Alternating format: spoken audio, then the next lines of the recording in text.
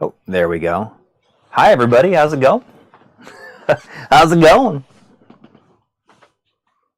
All right, there we are. Oh wow, three cameras. Yeah, yeah. I just went straight to the gameplay screen because I didn't set up the cameras for the other shot. So it's too complicated to set up like a 3-person camera situation twice.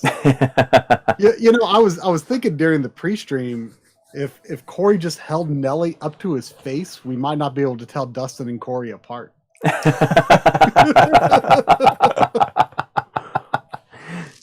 Now the question is if you can tell us apart from Bud Spencer and Terrence Hill. Yes. Because I gotta say, Coury resembles Terrence Hill a bit, I believe. Except that I don't have any hair. You guys could be a bit of a... I sound off? Mic is overdriven now. All right, well, hang on. Oh, okay. Okay. On my end, I was saying Dustin was too quiet earlier. Yeah, let me know if mine sounds okay. It sounds like maybe the right answer would have been to reduce Coury. Okay, so let me know if it sounds better now. In the meantime, let me know if there was for that pre-stream video a $5 paw tip from Kelly. Yeah, thank you as always for that. Too, so you were way high and I was way low still. Well, that's not good. Not good. It's not good. I don't know how we're gonna do that. The mic's hot now. Now I'm quiet. Okay. How about now? So Rodark 1 is saying Try and Dustin are good. Okay, but I'm too loud. I'm trying. We're using these like our lavalier mics and trying to make that happen. I don't know why they would be separate, but I'm further from the mic. No, I got the mic right here. And then also good now. But some information from Dr. Butt Fat Man. We now have answers. The E in butt is silent. Big ups Liquid Game Sack. I have not watched Game Sack today. I don't know if Liquid. Is it Butte? Reference. That's how you spell Butte, like the rock formation, right? Yeah. Dr. Butte Fat Man? Butte. Is that correct? Yeah. But I mean let me know if okay, so now I got louder. I'm louder now. I shouldn't be any louder. I mean you've definitely gone down in volume. Okay, but I shouldn't be. It was great. Now it sounds good, okay? Okay. All right. I'm hoping you're good now. At present. You're good now. And if Dustin talks, what's up? This is how I talk. This is how I sound. This is just me talking to the microphone. Can you understand the words that are coming out of my mouth? Out of my mouth. I'm intrigued by this Hoshi no Kabi shirt that Dustin's wearing. Yeah. I can make out like fries and a taco and some curry. I don't know. I can't see what else might be on this wonderful shirt. Curry, fries, pancakes, strawberry shortcake, hamburger, bananas, grapes. This is where'd you get that? That's onigiri, awesome. GameStop. You're kidding? That was just a GameStop? Yeah, just a GameStop. I went to some GameStop in Florida and they had a bunch of really great shirts for some reason. I bought a whole bunch of shirts. Wow. Yeah. How long ago was this? I kind of want that. Had to have been, let's see, end of June. Oh, so they might recently enough that they might still have those. Yeah. Huh. Yeah. I think this was. I might actually have a reason to go to GameStop. Oh, actually, this may have been Hot Topic. Now that I think about it. Oh, but also same time frame. I bought some shirts at both stores on the same day, so maybe. Yeah. So try both. I mean, but the chances of me like. That's like either like me going into a Hot Topic. I can't imagine try going into a Hot Topic. I doubt I've ever been in one. Well, what if he needs a new gauge for his? Got to go to those 00s, the industrial gauges for his huge piercings, right? Right, Trey? Yeah. So if everybody doesn't know, this is Dustin. Dustin has streamed with us one time before. Correct. He does a YouTube show called Camera to Console. Mm-hmm. From Camera to Console.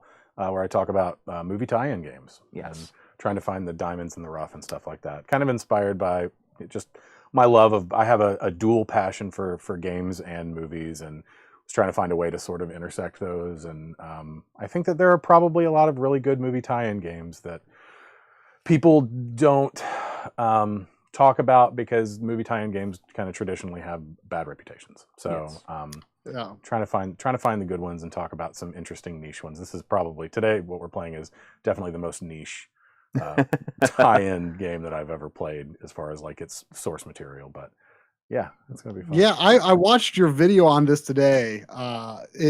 Dustin's channel is criminally underviewed. He's done some interesting videos, especially and this is your most recent one, right? It was released at the end of September. Yeah, I just released this last week. Yeah, so people need to go to your YouTube channel. What is your YouTube channel? How can people... It's, so the name of my channel is just my name, Dustin Kramer, and Kramer is spelled with a K, Krame.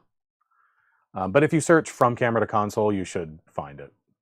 Yeah, and the video today was real, or the one I watched today was really interesting on this. I knew that this was like some weird like European thing, and I didn't know a lot else beyond that. And you know, this is probably embarrassing to admit, but I didn't know that the term spaghetti western was because there were all these westerns made by Italians. Oh yeah.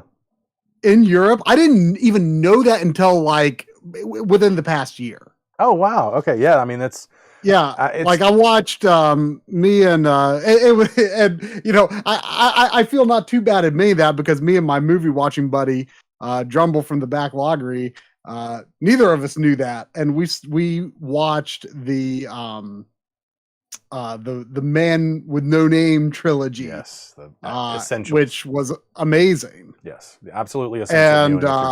And you know, that was, you know, just in our reading surrounding that, we're like, oh well, okay, I get it now. Like I knew, like I knew the term spaghetti western, I just didn't think too deeply.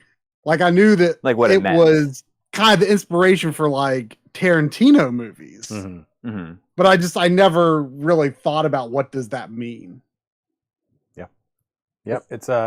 It was a blind spot for me for a long time. Like I knew that I should like kind of delve into that world because it was so formative and instrumental in other filmmakers that I liked a lot, like, you know, Quentin Tarantino, like you mentioned, but even like Walter Hill and people like that. Like so I finally like took the dive and did all the Man with No Name stuff and kind of branched out and did some Euro Western type stuff. There's some really good deep cuts out there, really violent, weird stuff. Like Cutthroats 9 is a nice deep cut that a lot of people don't talk about. Probably one of the more violent movies from that era that I've ever seen. But yeah, it's just kind of interesting what they were doing, you know, across the pond from the United States after we had been making Westerns for, you know, 20 years, 15, 20 years at that point. And most of our Westerns were, you know, sort of like morality tales and were relatively clean, kind of family friendly type stuff. And, you know, the Europeans picked it up, and especially the Italians, and they were like, no, we're gonna make these movies really dirty, and we're gonna make them make you feel bad. but then I got the impression from your video that the Bud Spencer and Terrence Hill movies are a bit cleaner and more positive, yes, at least in some regards. Maybe they are. That's what makes them interesting, I think, is that to watch them is to, you know, they retain the grime and the filth and, you know, the sort of the abject poverty that, you know, the spaghetti western sort of leaned into. And even the character of Trinity, you know, when he rides into town for the first time being pulled by his horse, like his clothes are falling off of him. They're torn up. He's covered in filth and dirt. But overall, the movies like have a you know, a positive message, a message with heart. They're not bloody. They're not super violent. All of the fights and stuff have funny sound effects, many of which were lifted and implemented in this game. You know, exact sound effects. And so yeah, it's kind of an interesting pullback on the violence and the just sort of cynicism, the nihilism of like some of those spaghetti westerns. and to kind of introduce some of that heart and some of the optimism back into the genre, while keeping a bit of the grime, a layer of filth, if you will. Yeah, I'm definitely interested in watching some of these because I mean, they go like way beyond just westerns too. I mean, there was like movies that are supposed to take place in like what, New York or something. Oh yeah, I mean they did like a few buddy cop, movies like in- Italian buddy cop movies. Yeah, but they're buddy they're cop supposed to movies be are American, great. just like the westerns. I mean, Yeah. that's weird enough that I want to see that too. Yeah, they shot like movies in tropical countries, tropical areas of the world. They shot some stuff in Malta, I believe, and they definitely shot like at least 3 movies in Miami. So yeah, they were kind of, once they got famous, at least seemingly everywhere but the United States, they definitely were kind of globetrotting, a globetrotting duo making fun adventure movies that were pretty funny and cute. Well, let's see let's it. go ahead Let's and, go. Corey booted this up like on I wasn't on a games I've never booted stream once. Yes. Let me know but if the game audio is too loud. I can turn it down. I'm just taking it from the capture card this time. There was a $5 super chat from Ben Brody, gotta be which him. has been a little while. Good to see you. Oh, Good to see you that's around. right. Saying I missed the early MLiG days where I had to upgrade to a 2,000 watt sound system at full volume just to hear Corey's voice in the videos he did. Yeah, but you don't want that because then there was like this Oh, buzzy yeah, audio in turn the on. background of my video, my sound. Well, no, that's on the so rolling screen only, I think. Thank you, Ben.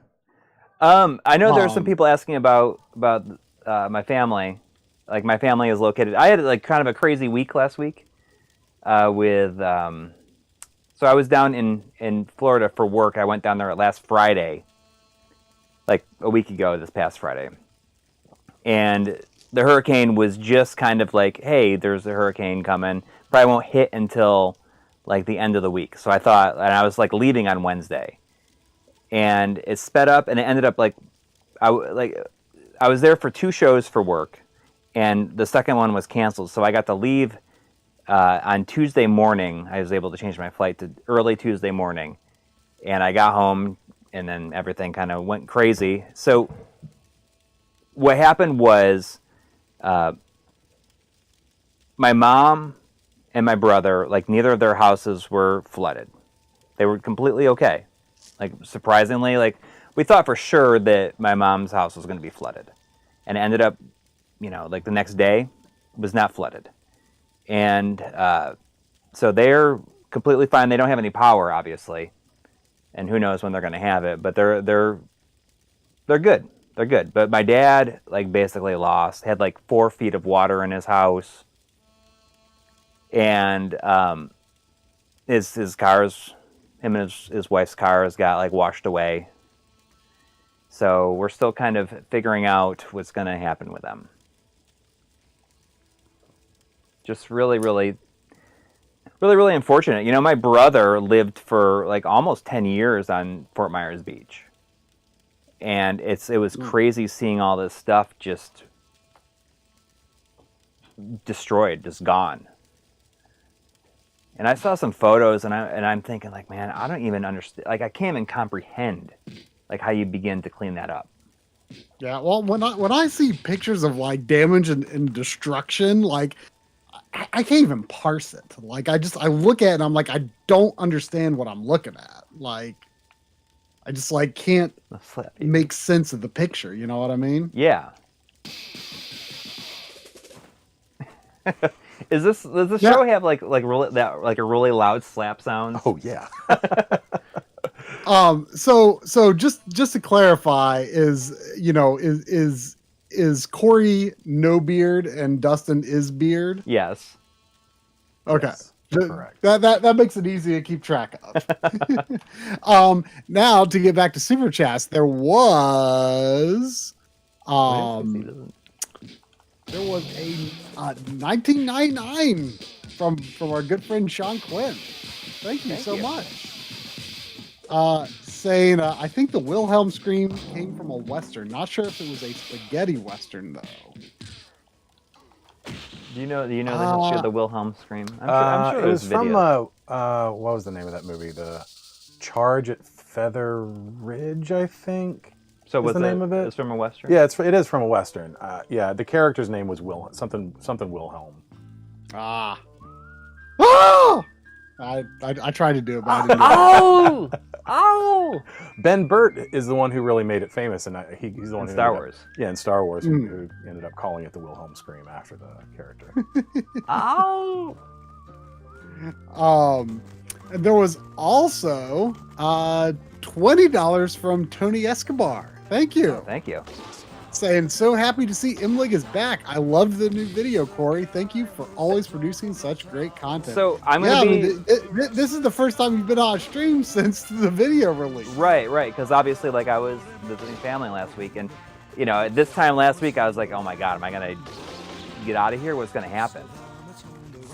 But thank you. Like, you know, people have really enjoyed it, and I'm making a big push to try to, like, have content on the channel every other week for the rest of the year, at least. And this week, I'm working on a, if I don't have a lot of time, then I just do like a smaller video, you know, like the old days, right? And I'm like working on another entry in the Sega Ages 2500 series, because it's like, hey, that just sounds fun. That does sound fun. So I'm going to try to have that done out end of the week or during the weekend. I'm gonna be pushing to make it happen every other week. There was also $2 from good old Jonathan Henson. Thank you. Thank you.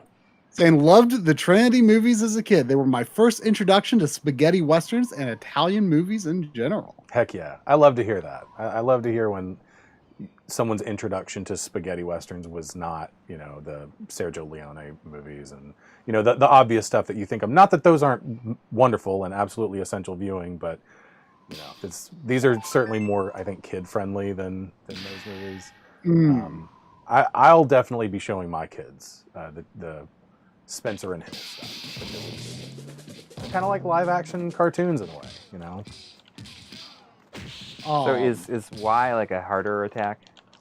Yeah, so Y is your strong attack. Your blue bar up there will fill up, and that's for your strong attack. Oh, I'm sorry, no, actually Y is your light attack, B is your strong attack. So I'm pretty sure that my introduction to Italian movies was Suspiria.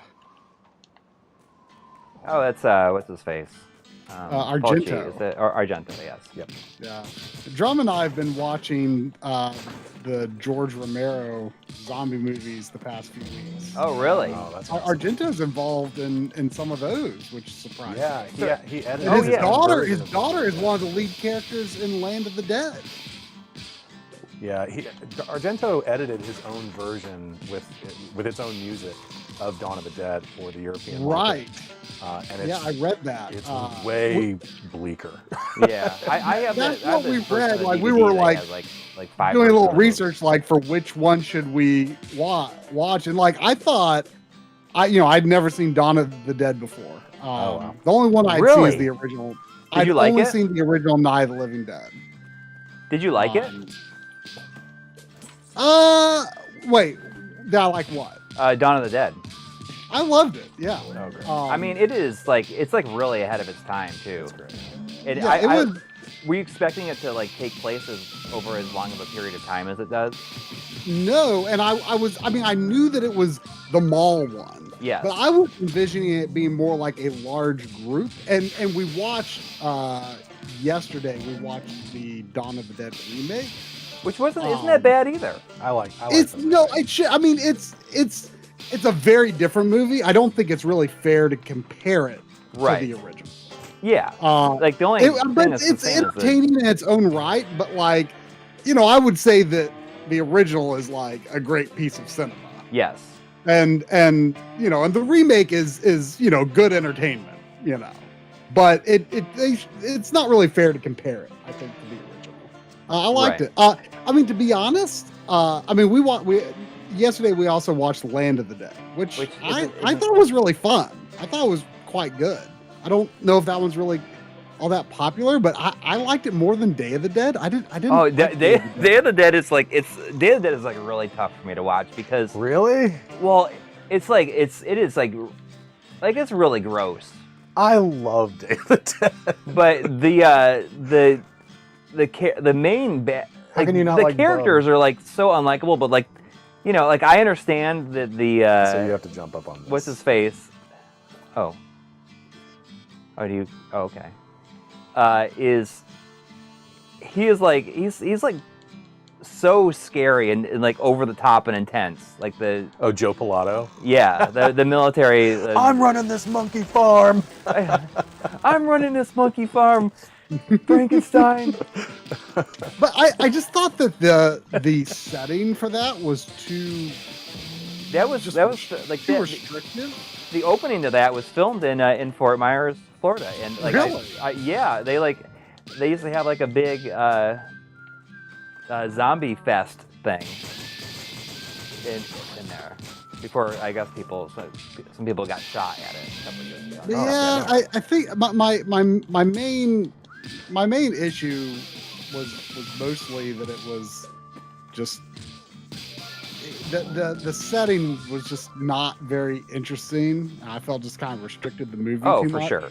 And you know what? There is like a script for what they originally wanted it to be, because it was supposed to be a lot better, but they had like a lot of budget problems. Mm. But it is like it's intensely violent. Like even though you hate the military commander guy, when he gets like ripped in half, like very slowly, So cathartic. it's kind of like, well, I get it. What do you all think of the Night of the Living Dead remake? Oh, the one from the '90s with the Tom Tony Savini- Todd. Yeah, The Tom Savini. It one? was I like directed. It was directed by what's his Tom face, Savini. the makeup guy. Yeah, I like it. I like it too. I thought it was super good. Yeah. Damn you, I gotta be honest. I find the original Night of the Living Dead a little hard to. I mean, it's good, but I find it hard to stay entertained by it. Really? I mean, I think I really like the original. I love the original. But I thought the remake was quite solid. Yeah, Tom Savini. That's it, Jonathan. Yep. I mean, I love the original, because the original is like for the time it came out, it's like a really ballsy movie too. Mm-hmm. Oh, sure. To have made that, and with that ending, Oh yeah. is like, and even like the ending of the original Great downer ending endings of all time. of Dawn of the Dead was supposed to be just as bleak, where like they don't escape from the mall at the end, and she like, I forgot what her name is, like she like stands up and like was supposed to put her head in the helicopter blades. I mean, I think a big part of what surprised me about Dawn of the Dead and what I think made it work so well is like the cast for the most part is like pretty nice and enjoyable. Like you know, like it's interesting just to watch them and be like, oh, how they gonna build their little life around this, you know? Like, Yeah. Well, yeah. What are they gonna do next? You know? And that's Just what I like about it. Kind of just entertaining just to just watch what they do. You Yeah. know? I mean, And I'll sounds still, so simple, but if like anybody says anything about spam, I'm like, well, don't knock it. It's got its own key. I always ask people like, oh, because I was talking to somebody recently about like canned food, like or like canned like sardines or something like that. Like, oh, do you like spam? Oh no, spam's gross. I'm like, well, don't knock it. It's got its own key. Spam is very is used a lot in Okinawan cuisine. Weirdly. Really? yeah, I think I learned military. that a while back too. I can't honestly cannot remember if I've ever had spam or not. Ooh. There was a notification that Andy64 has been a member for 8 months in a row. Thank you. Thank you. Saying congrats on the memory card episode. It's the best video on the subject by far.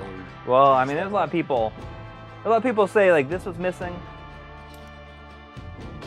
Well, I mean, for one, it's a little unreasonable for people to necessarily just expect you to have a Neo Geo CD.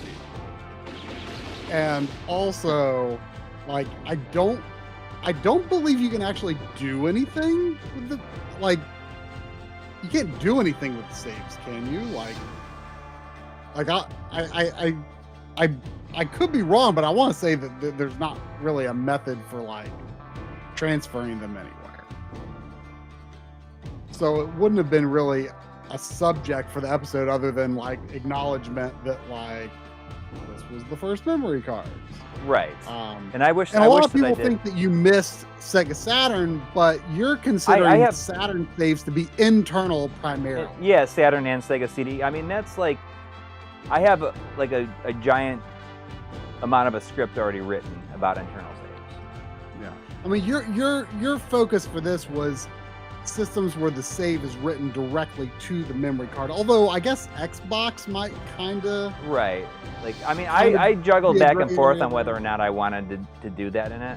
I was like, I'm just going to do it anyway. That saves are like done mostly, but like I think there's a difference between a memory card and a memory cart.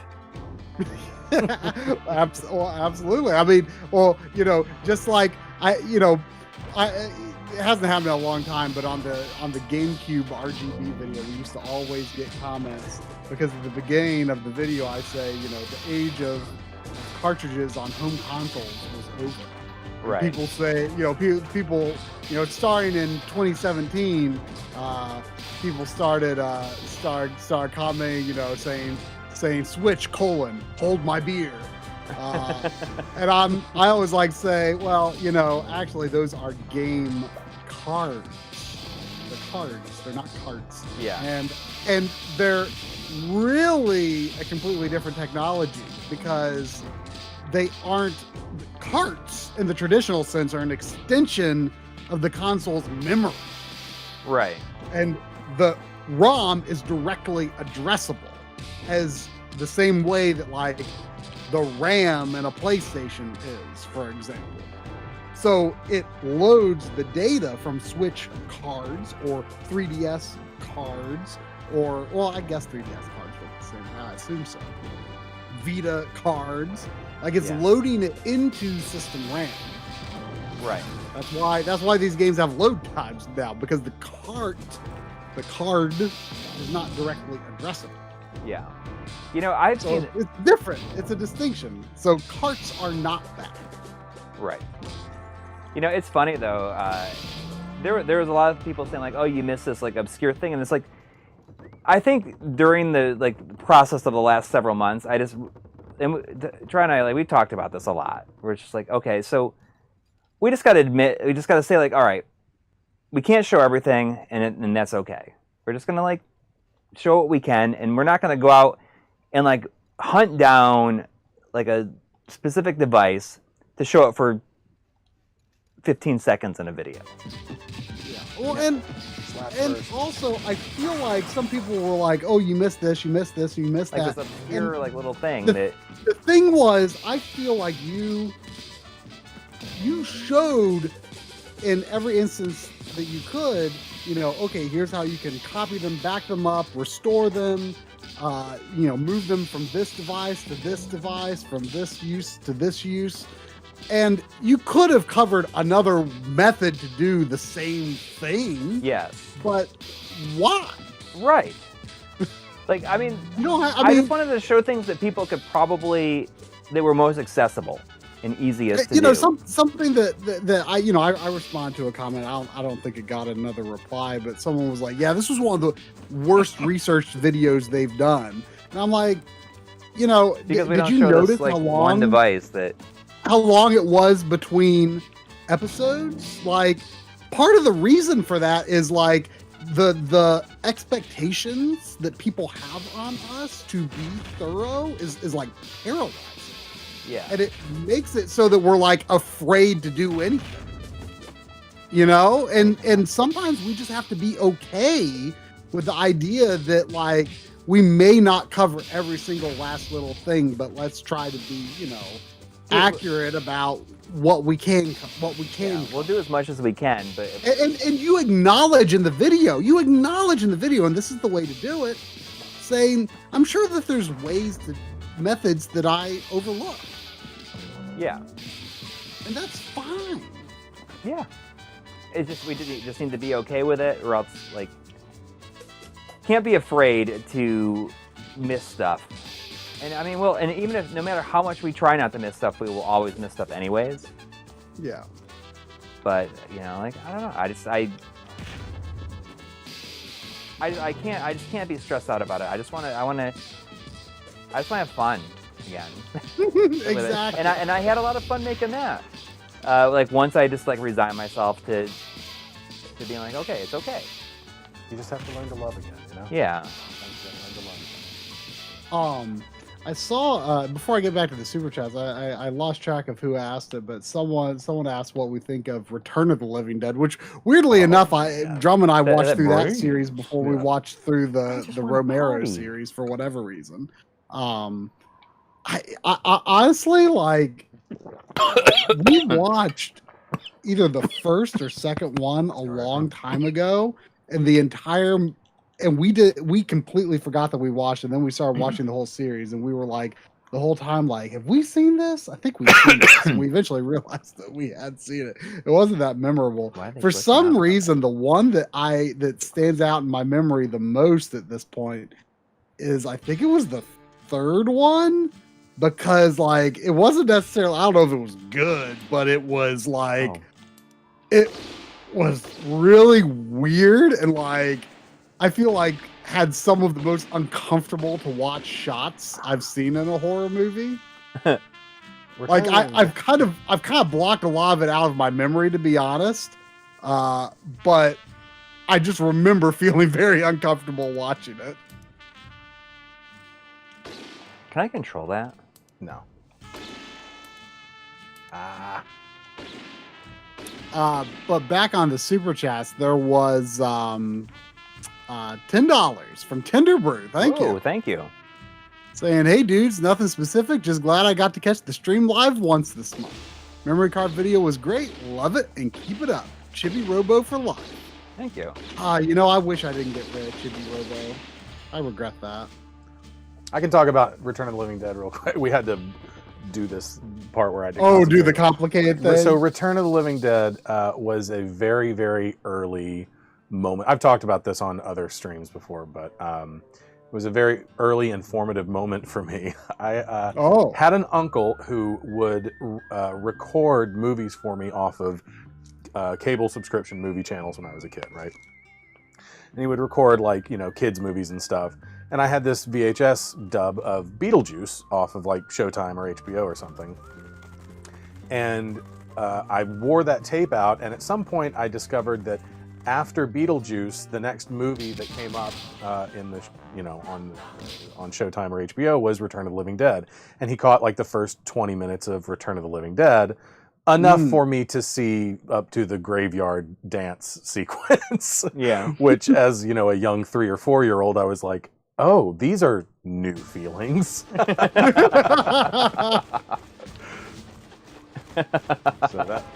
the funny thing is that I didn't know what that movie was for years and years, but I had this memory of that scene, you know, and like other things in the movie, like the dog, what is it? The dissected dog, like the cross-section of a dog that comes to life and starts like barking and running in place on the little frame that it's mounted on.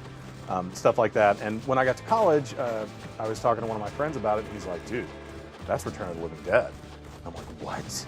You know this movie? And he's like, yeah. And I said, let's go find it. So we went to Hastings, and they had a copy of it, and we bought it and watched it that night. And I was like, yeah, this is Pantheon level, like, formative stuff.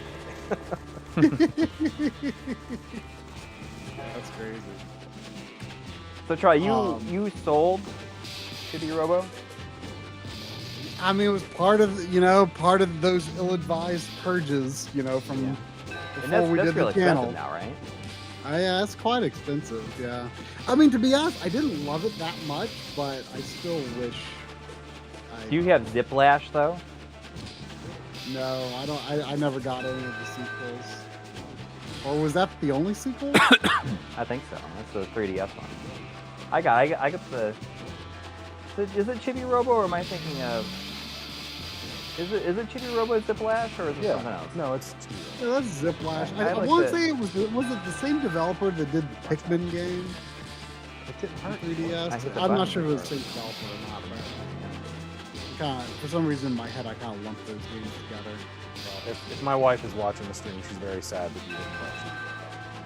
It's one of her favorites of all time. Did she You know, say she's Dustin, gonna watch? there I was- mean, Yeah, I think she's. I someone- think she's. is there this was gonna be the someone first in time the- that she's like actually watched it? Maybe. She's watched There with was me. someone in the chat. I don't know if this is someone you know, but they just said Dustin. That's Colton. I think. What's from up? Colton Calloway. Yeah. So for the people that don't know, Dustin is here because we work together, like in real life, I Yes. guess. And we were just like working at a thing this weekend, and I told him like, hey, you should come here before, and we'll just like drive to the event, which happened yesterday that we did video at. So that's why it's here. And then Colton, I guess, is in the chat. Hopefully he's still here. Yep. And also like works with us in real life. Oh, okay. IRL. Yeah. There was also notification that Tony Escobar has become a member. Thank you. And that Graydon Thank you. Ivan has subscribed. And 699 Canadian from Scott Blurton I'm scared. saying, "I But that- love the latest episode. I'm getting interested in streaming PS3. How do you recommend stripping the HDCP?" There are a number of A lot of HDMI splitters will strip Split. HDCP on like free HDMI 1.4 systems, I think. At this point. right. Like I don't know if PS3 Although, is HDMI 1.4. you know, John Linneman has kind of made me scared of some of that stuff because he has lost equipment from. But those were older some of- ones. From older, much older HDCP stripping devices. That I mean, it's a problem. You know, he lost like his whole AV receiver. The HDMI port in one of his PS3s died. It was not good. And he killed the first receiver that he bought to replace it. Before he figured out what the that problem. the problem came from this box. Well, yeah, I mean that happened with the replacement because like he knew it was that splitter that did it, but it accidentally like ended up back in his like bag of like devices, and he accidentally used it. So you should have thrown it away immediately. So luckily the store exchanged it, but it's it's made me kind of worried about that. I mean, there's there's another like I think the newer ones don't use enough power, and like that one that we have on our Amazon list, that can be powered over HDMI. You don't even have to have a separate power in it. I keep on looking at yours for some reason. the one we're using currently.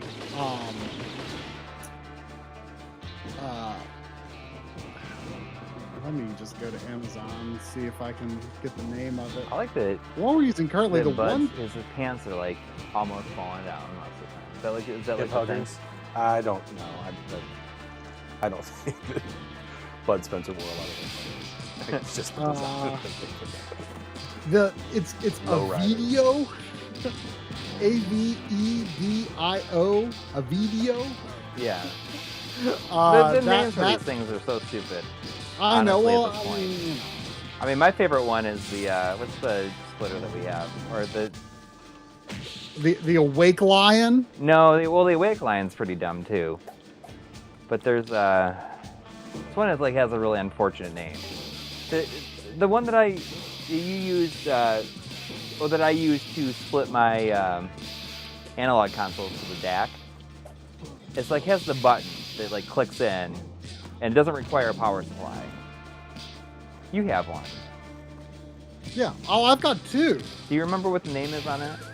Wait, whoa, hold on. I think I lost track of what you were talking about. Which one were you talking about? The one that has the button to split or to go in between inputs or switch outputs. The one. It has like a really unfortunate name. A switcher or a splitter? It's a splitter, but it's like doesn't require a power supply or anything. It's just the one that. The tech hole. The tech hole one, yes. It's the unfortunately named tech hole. Oh my goodness. Yeah, that one. I have about 50 jokes I want to say, but none of them are family friendly. The tech hole. But yeah, so but I do worry about some of those, like for long term. Like, are they really going to something bad going to happen to them eventually? Yeah, but you can't. I trust those newer ones more than the old ones. They're fine now. I mean, you just gotta hope it's okay. I actually used 2. What I ended up doing, and because it just ended up being easier for my setup to do it this way, and they're so cheap anyway.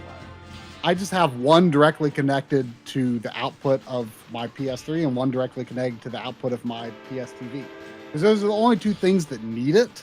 And then I just send the output from one of the outputs from the splitter to the switcher that they go into. I just found that to work better and be easier to make work well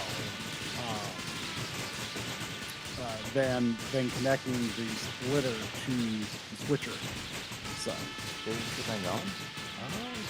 Oh,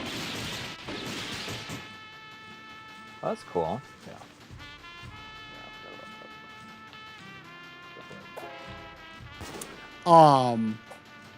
Let's see. Sorry, I still gotta catch up on super chats. There was $5 from Nick Daniels saying poorly researched MLiG videos, poppycock, balderdash, doesn't exist. Doesn't exist.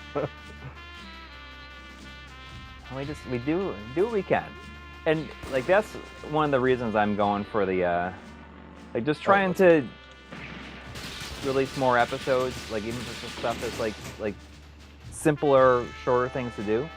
I just want to have fun, Mm-hmm. I just want to party.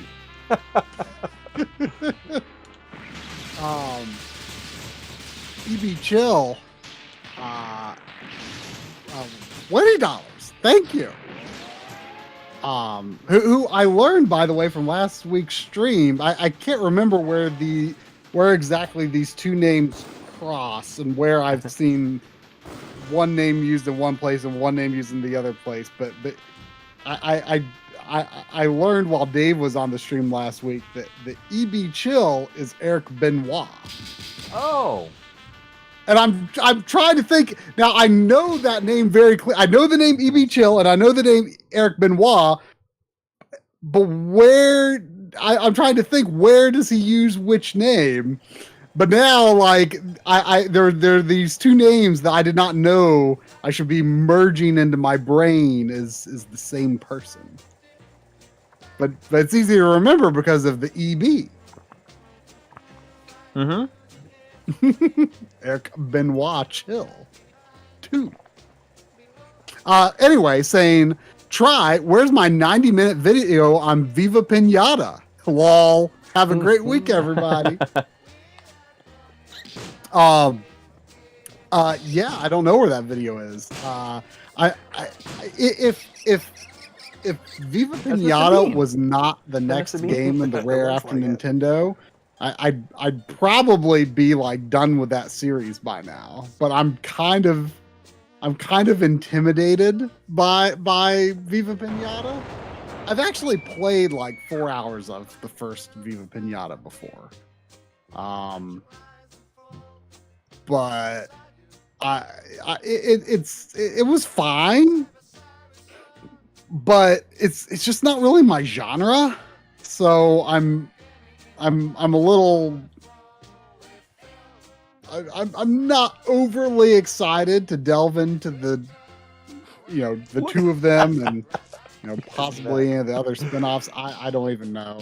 I mean, I want to do it eventually, but I'm kind of afraid I'm just going to be like so bored playing those games. But maybe I won't be. Maybe I'll be surprised. Just gotta throw yourself like completely into it, and just maybe it'll click.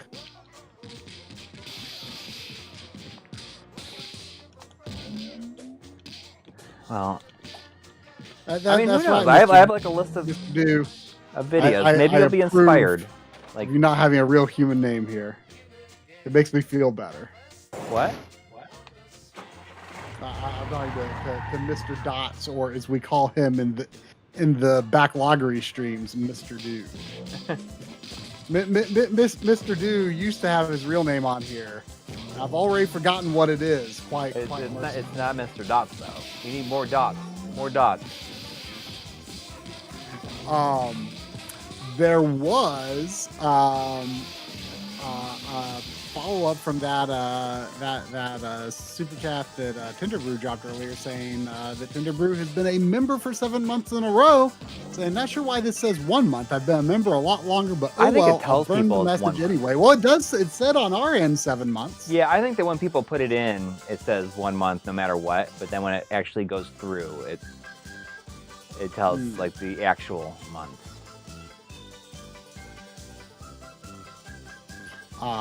And there was also a notification that Nora Neko has subscribed. No, I feel like we've seen like multiple subscription notifications during the stream, which I feel like we don't normally see during the stream. And I saw someone asking earlier about Dustin's channel, and you can find him if you just like do a search for from camera to console. I always mess up like this. It's like I have my show has a confusing title. It's just title. like it's just two C words. My channel's name is just my name, Dustin Kramer, but most of the content on it is from Kramer to Console episodes. So if you search that, it should pull up either an episode or my channel. You should find it. Did y'all stop by any game stores in Cincinnati? Yeah. We went to the Newport Arcade Legacy. I got a Ghost of Tsushima for the PS5. Yeah. It was $30, which is like cheaper than I've seen. It's got all the deal. It's the director's cut. Right? Yeah, it's the With all director's cut. DLC and stuff. And I got a Ridge Racer for PSP for $9. Oh, that's I like that. I like that version. Yeah. Although I did have I kind of came back with some games from my brother. I give my brother like a lot of stuff, like when he's up here, like stuff that I think that he would like. Like I gave him some records like last time he was here, and so he has like some games he doesn't play. I mean, I realized that he's still like he's like, oh, I finally finished Mass Effect 1 on the PS3. Like he hasn't gotten a system since the PS3. Anyways, he like has some PS2 games. I'm like looking through, and he's like, "Oh yeah, if you can take whatever ones you want. You can take." And I took three games. He had a Soul Reaver 2 on the PS2, which I didn't realize that I already had. So I actually gave Dustin my extra copy of that. I kept my brother's. I feel like, now that you say that you already had that, I feel like maybe I talked you into getting that. Yeah, probably. I mean, it's, I think, a cheap game. It's really good. Yeah. And I got War of the Monsters for the PS2 from him. Which that's considered pretty good too, right? Yeah. And the real heavy hitter, there was like, you were like, whoa, that's like expensive. Well, I'm jealous, yeah. It was Silent Hill 4. The Room. Yeah, I bought the Xbox version at Retro World last year, just because It's Oh, the PS2 version is kind of expensive. I don't know which version is considered better. Sometimes those Xbox conversions don't necessarily perform better than the PS2 versions. Sometimes they do, sometimes they don't. But that's actually the game I'm going to be playing on the Backloggery stream for October. That's oh, cool. That's going to be my because I've kind of been alternating Fatal Frame and Silent Hill for the past several years. Yeah. Super excited that Silent Hill 4 is coming out, so that way, like, I'm not going to have any gaps in my Silent Hill stuff. I mean, if I keep up with alternating Silent Hill and Fatal Frame every other October, let's see, I'll be doing Silent Hill 3 in 2023, and then Silent Hill 4 in 2025, and Silent Hill 5 in 2027. That feels so unfortunately far away. Yes.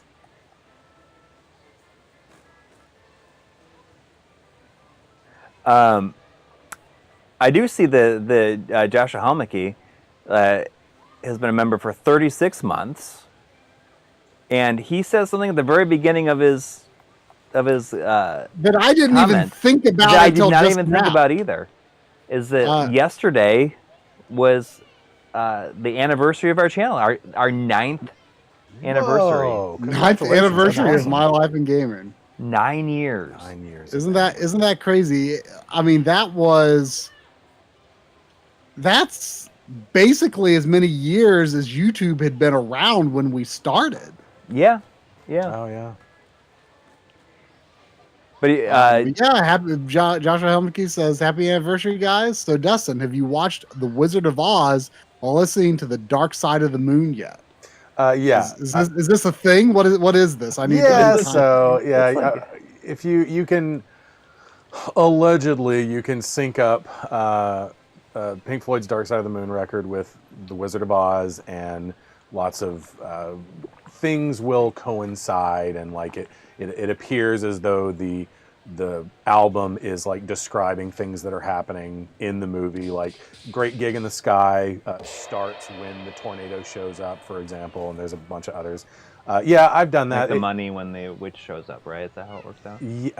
It's because it's supposed to be the bells on her bicycle. Yeah. So the beginning of Money, you can hear the change, the change and stuff from the cash registers, and it's supposed to sound like the bell on her bike. Yeah, I did that in college. I mean, I did it. Kind of. I mean, it's cool. It kind of works. The album is only like 40-something minutes long, so it doesn't make it through the entire movie. But people suggest that if you start the album over immediately, that it continues to sync up to the movie. So I just started the album again and kept watching it. I don't know. That's kind of a stretch. The whole thing is a stretch, but it's fun. Yeah. Yes, I've done that. I mean, I did it. I think that I saw that. I saw that at a bar in New York City, in Brooklyn, on April 20th of one year. Wow, of course. Yeah. I may or may not have been celebrating April 20th when I watched it. Not on the date, but Yeah. See, Joshua Helmicke says Silent Hill 3 is the best. 1 is actually my favorite so far. You ready to get wrecked? Yeah, let's do it. And I actually have liked Fatal Frame quite a lot more than Silent Hill as a series so far.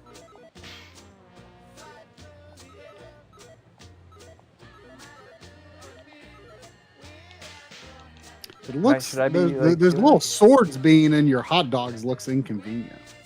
You're on the right? Yeah. Oh. I feel like these guys don't have very robust hot dog eating contest skills.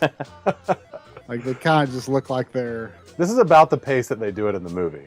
Very casually doing it. Yeah. They do down their beers quite quickly. How are you going faster like that? Or does it not matter? All right. The more you get correct, the faster it'll go, and then you have to drink beer to slow it down. Ooh.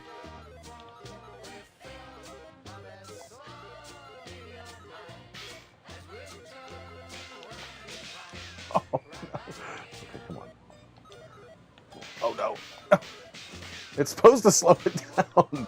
It's not slowing it down for me. I don't know what's going on. Ah. Come on now. Come on. Okay, I might get wrecked. Oh, no. I don't even. Oh, you had 62. Oh. Oh, you got to go all the way down? I see. Oh, no. Ah. Oh. Oh my goodness, this is terrible. I like that he's just sitting there, like, it's almost like he's holding that hot dog like it's a cigarette. All right, come on, drink. Right? Or a cigar. Slows it down a little bit. Look at your guy. I can't believe like what he looks like right there. He looks so... Man, this is way fast. This is absurd. Oh man, you're about to finish that whole hot dog plate. Oh my goodness, this is so bad.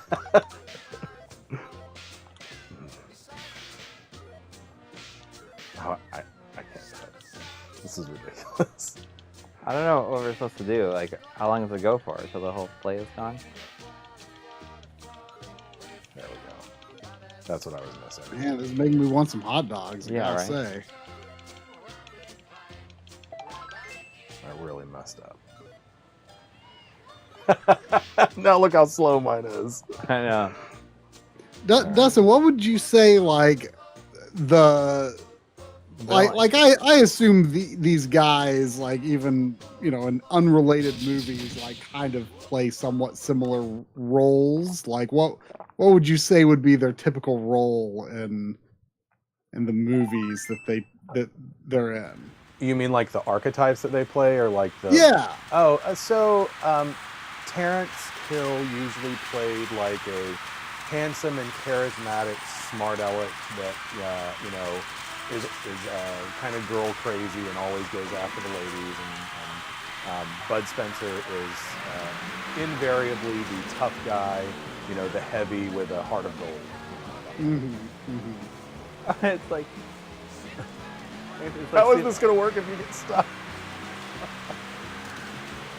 You know, these don't necessarily look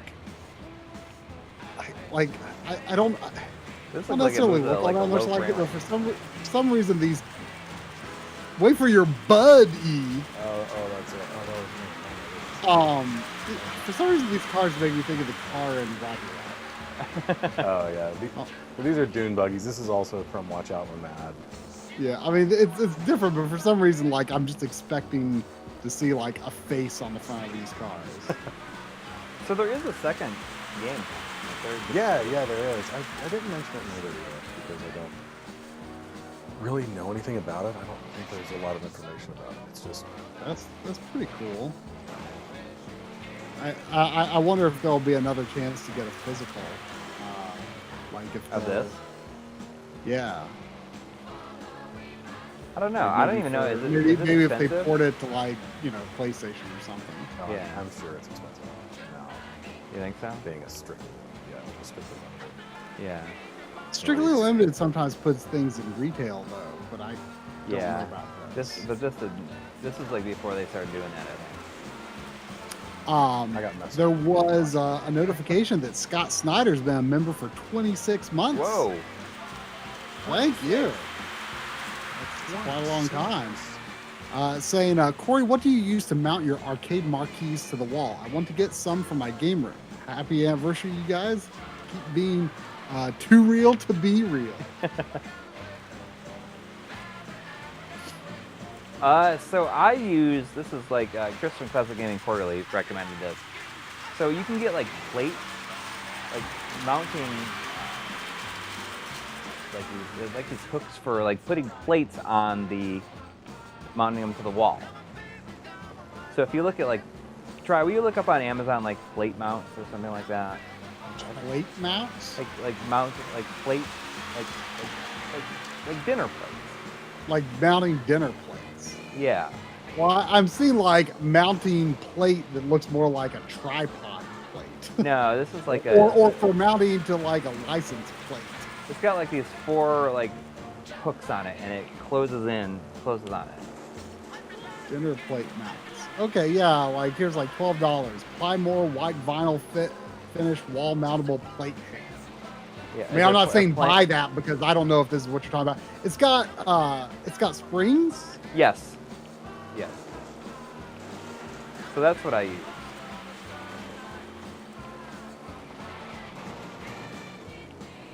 I don't understand how we're in first place. How did I get first place? I have no idea. I'm looking at that. Oh, I see. It's got like a picture hanger hook with it. Yes.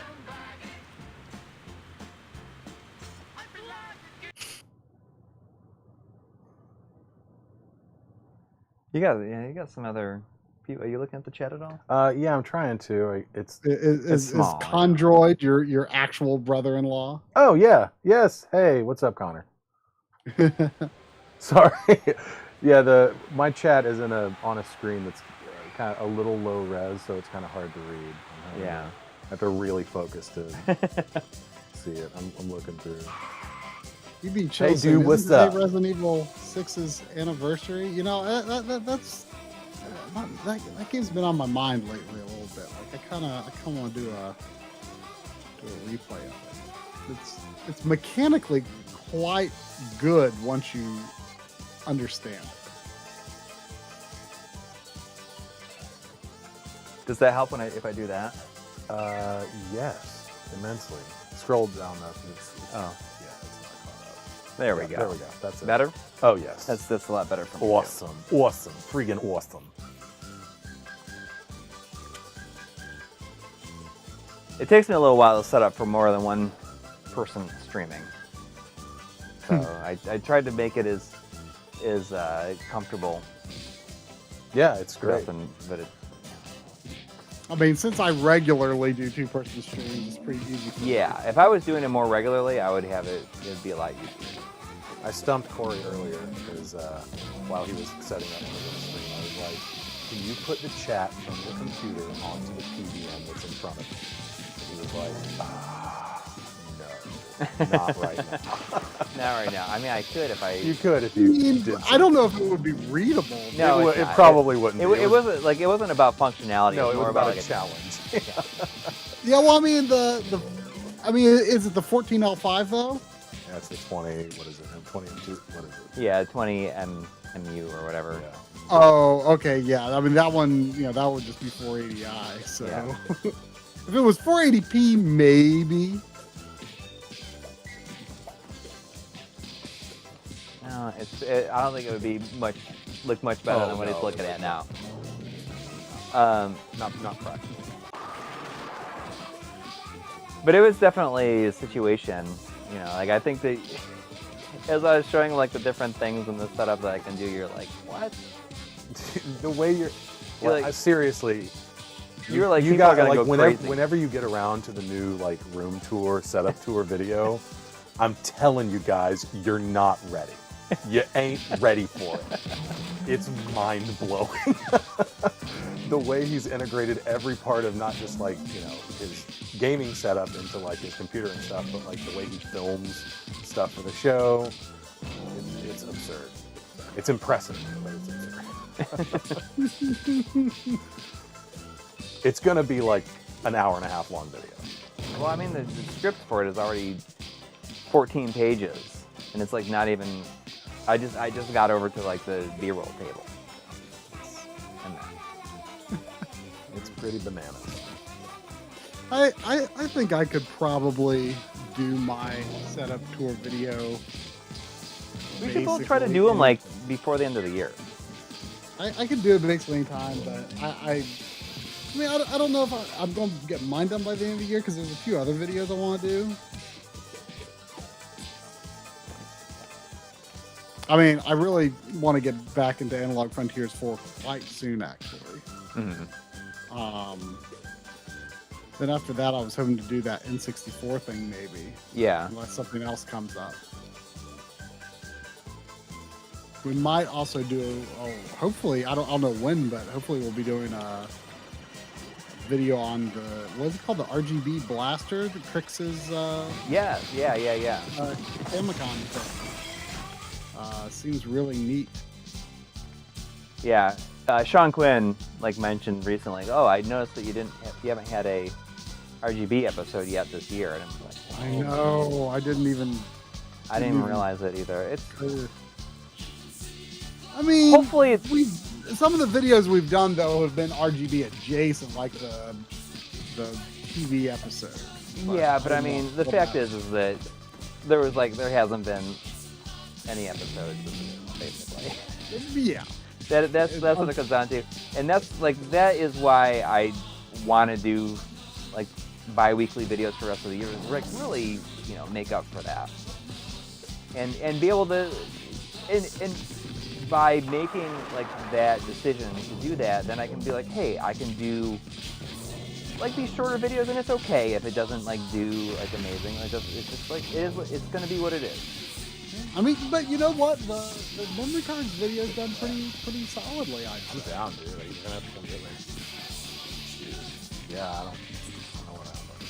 What difficulty are you playing on? Because in your video, Dustin, you said that normal was really easy. Yeah, we're playing on medium. We're playing on normal, and I've noticed that it's tougher. I'm wondering if they have it scaled for. They probably do. I think most games do, and to be honest, I'm opposed to that. Yeah, it's kind of weird. This is certainly tougher than it was when I went through it. Yeah, I feel like you should not be punished for taking a friend along. Right. Like bringing your friend should always make the game easy. Yeah, I wasn't able to play it co-op when I went through it on my own. I had to get the footage done, but I couldn't wait on my wife to be available. So yeah, it feels like it's scaled.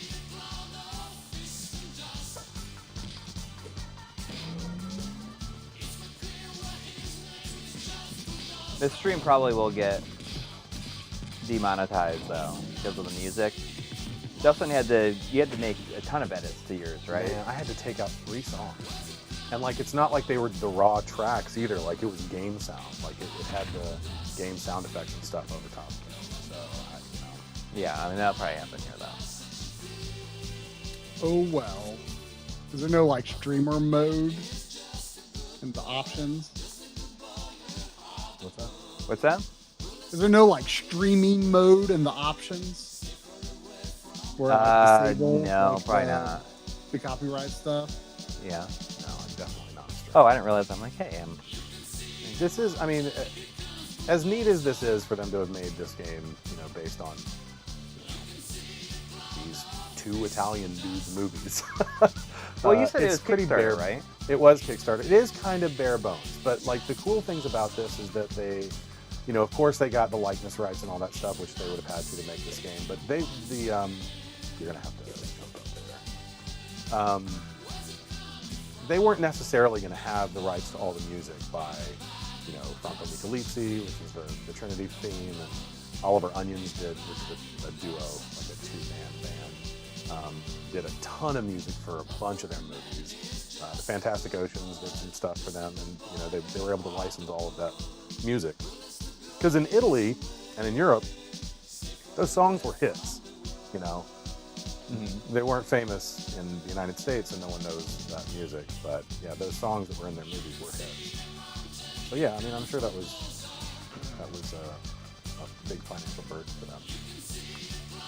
Is it not keeping up? It is. Is Condroid? That's Connor, right? Yeah. I'm trying to make him a mod, but I can't. Oh, okay. Get to it. Oh, we're getting jacked up. You're getting jacked up too. Yeah, I was trying to. Sorry, That's okay. Sorry, Connor. I'll get you next time. I was gonna mod you, but I can't. It's not letting me. Oh, okay.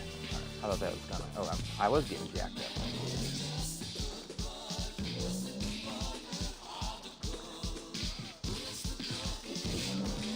So this is the song that plays on the title screen. This is like This is Bulldozer. Is this like the most famous song? No, probably Dune Buggy. I think Dune Buggy is probably the most famous song that's associated with them. I mean, besides the Trinity theme. You know, Quentin Tarantino used the Trinity theme in Django Unchained. Okay, I've only seen that once. Oh, okay. I think that'd be it's been a while since. You know, something I had no idea about. I forget which movie it was, but like apparently up until one of Tarantino's movies, like none of his movies had an original soundtrack. Oh. Is that Yeah, I guess that accurate? makes Yeah, I mean, Like everything in the movies was like from something else. Yeah, that makes sense. Like I had no idea. Like I know basically nothing about music, so like popular music. So Colton's saying that the music sounds like. yeah, I'm doing it. I can. Okay. music is louder than everyone but try. Yeah, but this- I forget what movie it was. I think it was one a Tarantino movie I haven't seen, but I guess Morricone did the music for it. That would have probably was that Inglourious Bastards? It may have been. Oh. Slaps first. Do we do it? Yeah. It would make sense for it to be Django Unchained or Inglourious Bastards. Mm-hmm. I still haven't So seen one. now here's another question for you. I have not seen Django Unchained. And I noticed that in your video there was a movie called Django. Is it supposed to be like a? Oh yeah. Supposed to It's be a related character. to that? Yeah, that's a. Oh, so I need to see that before I watch the Tarantino movie. No, it's not. They're not related. Yeah, they're not. It's not. They're just like all takes on the same character. Yeah. And Django, I think Django was a. Oh, I'm gonna mess this up. I The can't. D is cross silent. The D is silent, indeed. I think it was a Sergio Corbucci movie, and the first one, and the original real one was starred Franco Nero. But Terrence Hill actually was in one of the Django kind of knockoff homage movies. His was called Prepare a Coffin, Django Prepare a Coffin, I think. And I think Tarantino had originally wanted to cast Terrence Hill in Django Unchained as maybe the Calvin Candy part, maybe the Leo part, or maybe the King Schultz part. I can't remember. But I don't think Terrence Hill, it would make sense that Terrence Hill wouldn't want to do it because he's very anti-violence in movies. Really? Like him and Bud Spencer both were very vocal about their disdain for violence in movies. Was that like pre or like? That was until after like they did all this stuff though, right? Oh no, like always, they were always like that. I mean, like there's, I used part of an interview with them from like Inside Edition or something from back in the 80s when they were making a movie called Go For It in Miami. And in that interview, they both talk about how they hate violence in movies and they think that, you know, that violence can get into your spirit and stuff like that. And, you know, But I mean, what they're doing in their movies is violent, but they consider it more cartoonish. correct. violence. Yeah. I mean, It's like like Three Stooges. it's like slapstick. You know, Yeah. to them it's not the same. I mean, they're talking about like bloody, realistic violence. Yeah. Right. So they're both still living. No, Bud Spencer died in 2016, I think. Okay. He was like 10 years older than Terrence Hill. He died when he was like, I think he was 85. But Terrence Hill he's still kicking. Do you think that this game has his blessing? I think maybe it does. Yeah, because I think he posted about it on his Facebook when they were in development on this. Oh. Well, that's the first time I've seen that. Does it send us all the way back to the beginning? I wonder. We'll find out. Oh, if it does, I'm... No, not the beginning of the game, but like the beginning of the level. Madonna Sheehy has a 199 super chat. One, no, do any of you have Letterboxd? I'm Corn Dog Maddie. I do. Our Dustin friend does. Drumble. who's my movie night buddy. He uses Letterboxd mostly because it's useful for helping us figure out like if any streaming services have like a particular movie or. Oh, okay. Oh man, I'm getting riggedy wrecked. Yes, I have a Letterboxd. I think my username is Dusty Cram Cram, all one word. It should be.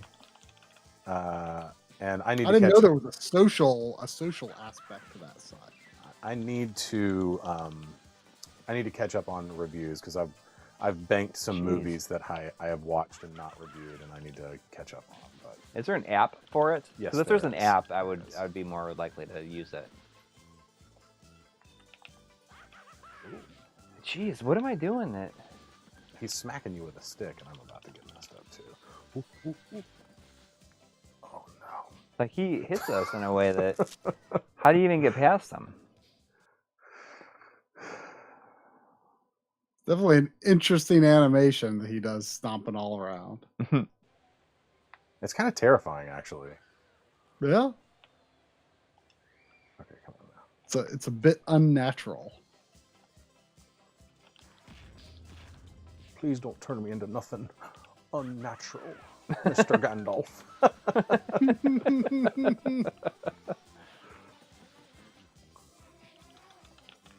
Oh, can you charge in?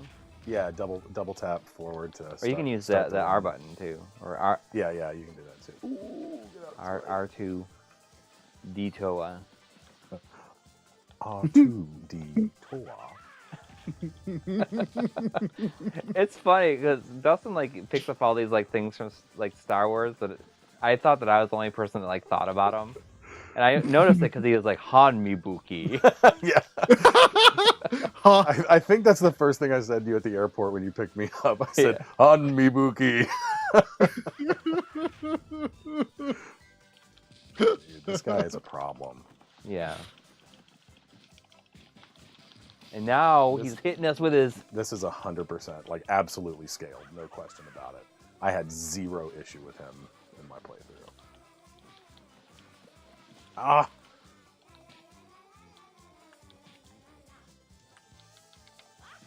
This guy's a punk. Yeah. Uh-oh, I'm down again. Jeez. There's got to be some way to $2 it. super chat from SNK Nostalgia. Thank you. Oh, thank you. Saying, did LG C2 fix latency with classic gaming resolutions? You know, people ask me that every now and then, and unfortunately, I just don't have an answer because I don't have the TV anymore. Yeah, people are asking that question, then finish watching the video, probably. I mean, I honestly have no idea. Yes, good idea, dude.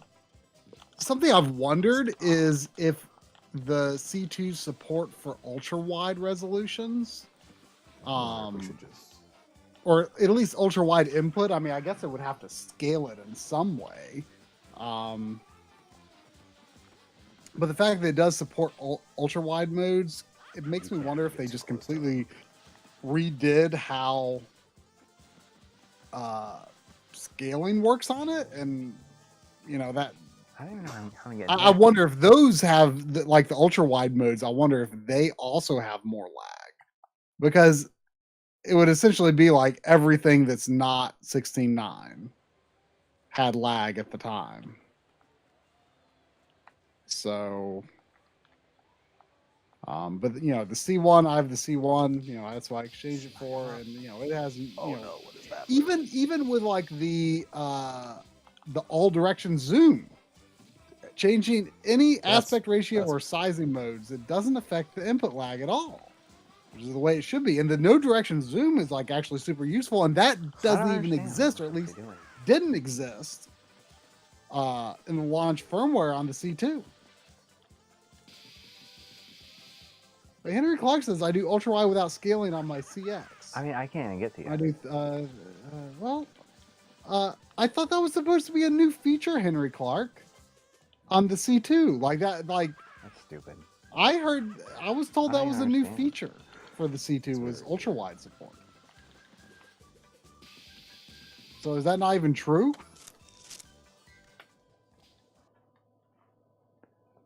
I don't understand how to beat this guy now. Like when I played through this, I just walked up to him and just smacked him to death. That was it. It's like he almost did nothing to me at all. He's like, "Hon me, Bookie." He haunted me, Bookie. He said what Chewbacca. But the thing to remember is, you know, as long as you're You gotta get it out of the way, outputting though. a I'm trying to, and widescreen like every time I do, mode, like it's like freeze locks me. like, you know, if you set your Retrode 5X or your Mister to 1920 by 1080, you'll be fine. I wonder if countering him would work. So, But Oh, can you hop back and obviously, forth? 1920 by 1440 is sharp. yeah, that's your. So if you time it right, you'll hop. That's your like special like time to dodge thing. Press A. So I wonder if that has anything to do with that. I don't know, maybe.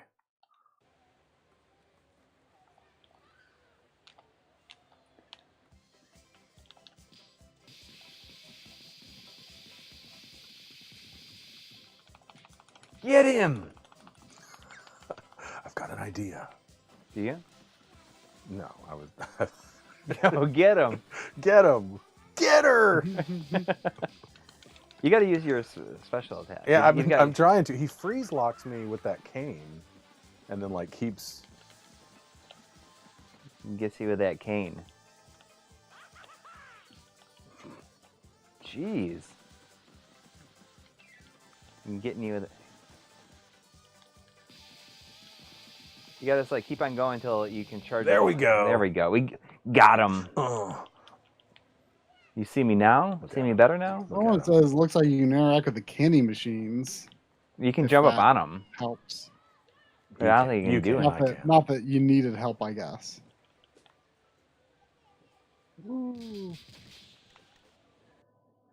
The map screen like appears for a fraction of a second. it does. It's yeah. Like why even have it? Well, you can get to it if you do like continue. If you start from the main menu and go to continue. You know, I don't know if this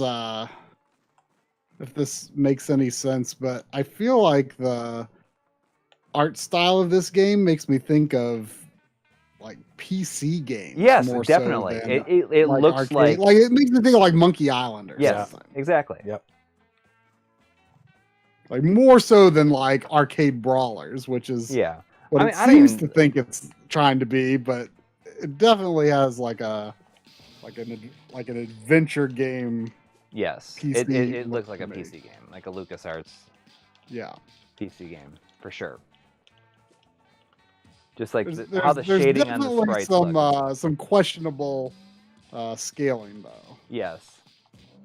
You see it like and on the that second Dune poster. buggy. Yeah, the second. Are there any good filters? There's a CRT filter, I think. Maybe not. I can't access it in the game. Maybe from the main menu you can. I don't like Actually, if, I don't think there are. now If that there's I a think about CRT it. filter and it because there's kind of a CRT filter on the loading screen. I don't think there's a CRT and it looks really bad. filter, Yeah. So I'm glad that there's probably not. Like I said, this is pretty bare bones. Like there's a jukebox mode. You can listen to all the songs from the game and the original music. Mhm. But the only other thing is you can change the color of their clothes. That's it. I've heard that the new Monkey Island game is really, really good though. Really. Yeah. I mean, I didn't even realize it was that Do we close know to coming how it's getting it physical? I mean, it's definitely going to be getting it physical. Yes. But is it? I mean, is it? It's not in retail like now, I assume, or is it? Yeah. It's not. It just came out digitally like 2 weeks ago. Doesn't it pick up like right after Monkey Island 2? I don't know.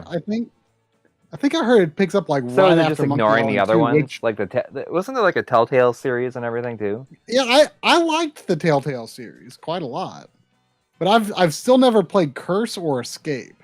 You have to jump up on this side. But if the new one takes place after 2, then like it doesn't matter that I've not played Curse or Escape. Yeah. And I guess maybe those ones are being discarded because it didn't have any involvement. Did it have involvement from anybody? Like, I thought they did, but I don't know. Oh, sorry. I mean, Curse was the first one where they had the voice acting, which is like the guy who plays Guybrush is amazing. mhm. I mean, he's been Guybrush in every voiced iteration. Like, it's just I feel like he just like captures so perfectly what that character is.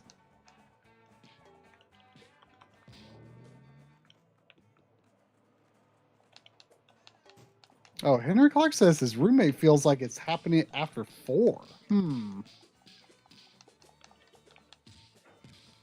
I do like the look of Curse quite a lot. I don't have it though.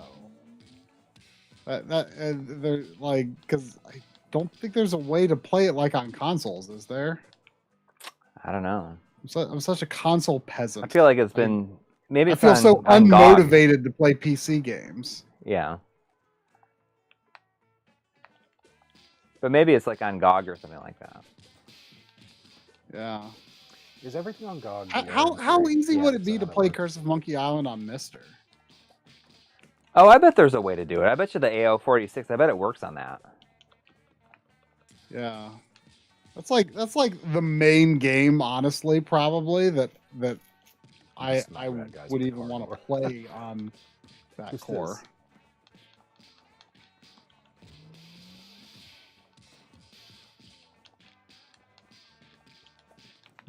That's right, Kaylee. Gamer PC is for work stuff. That's what I think, anyway. I mean, not to say anything against PC gaming. It's fine. It's just in my head, PC is work. Try. I have a question for you. Yeah. What's your favorite Western, and why is it Back to the Future Part 3?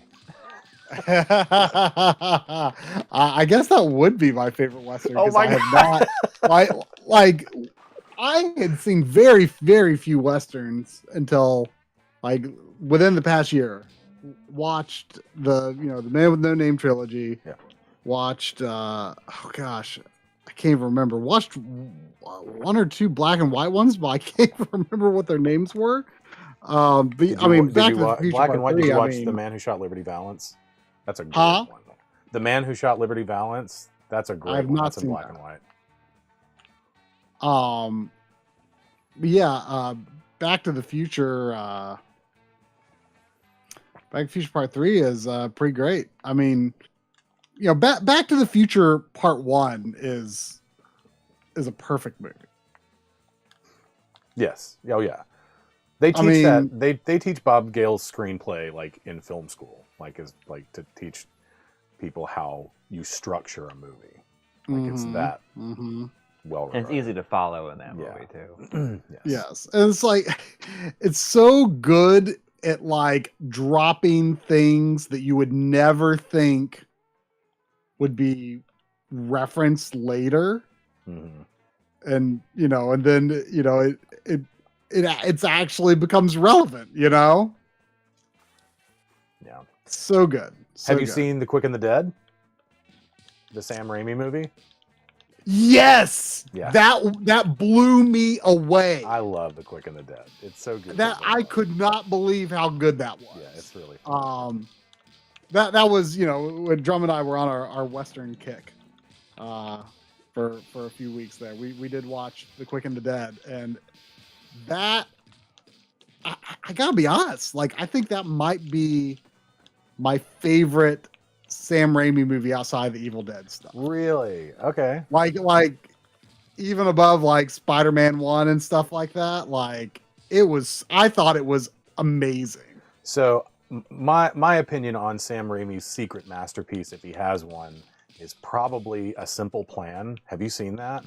No. Oh yeah. Excellent. That's the Bill Paxton and is it Bill Paxton and Billy Bob Thornton. Yeah. Bill Paxton and Billy Bob Thornton. It's sort of like it's kind of like what it would be like if Sam Raimi made a Coen Brothers movie. Like it's sort of a crime farce, but it's not a comedy really. Like it very much feels like a Coen Brothers. They movie. bumble through it. Yeah, they definitely bumble through their situation. I very highly recommend A Simple Plan. What was it? Simple Plan? A Simple Plan, yeah.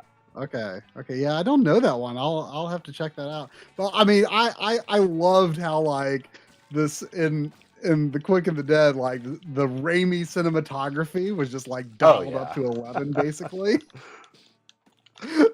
Like each showdown was just like so over the top with the Raimi camera moves. So good. So good. Colton mentioned Rango. That is a great movie. Rango is a very good movie. Is that the animated one? Yeah. With the lizard? Yeah. It's very good.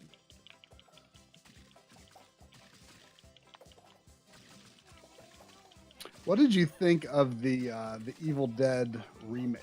Oh, I loved it. Reboot? I thought it was great. Yeah, it was awesome. Very bloody, really, which really it should good. be. Yeah.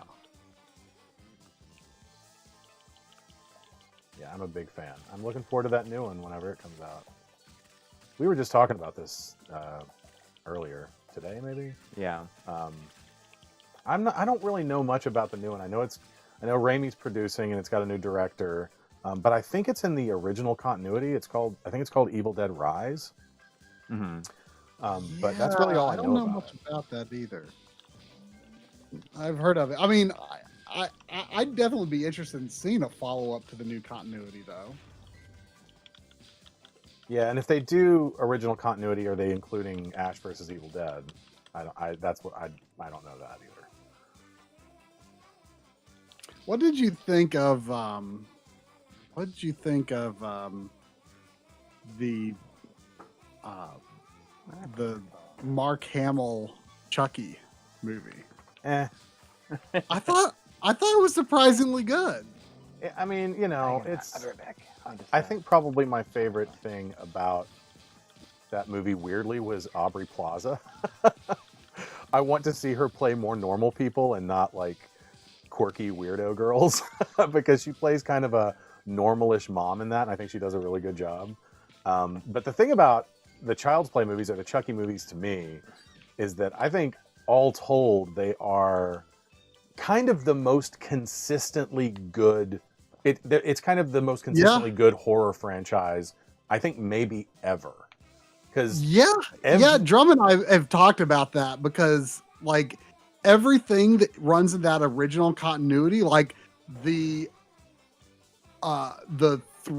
most recent Chucky movies, and then the series. Have you seen the series? Oh, we're gonna get that. I have not seen it yet, but I've heard it's really good. But you know, it's really good. Yeah, it like the two more recent movies that run in the original continuity, like they're way better than they have any right to be.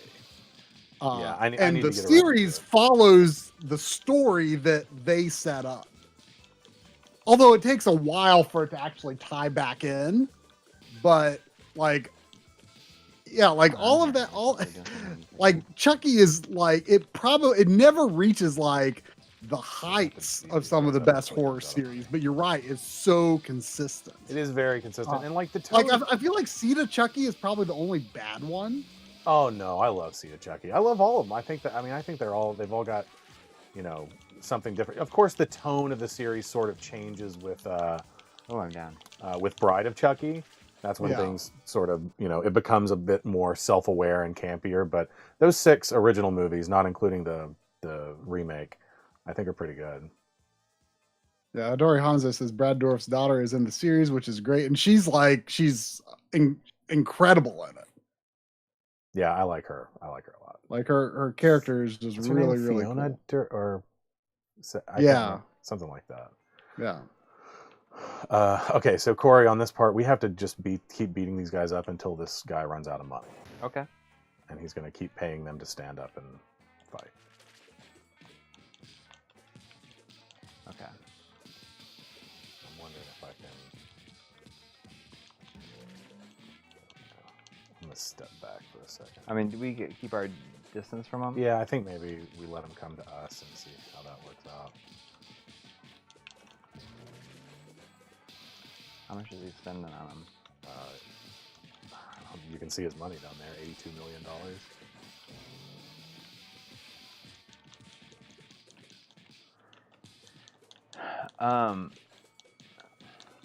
So I don't know if I have like the go ahead to mention it, but I'm just gonna go ahead and mention it anyways.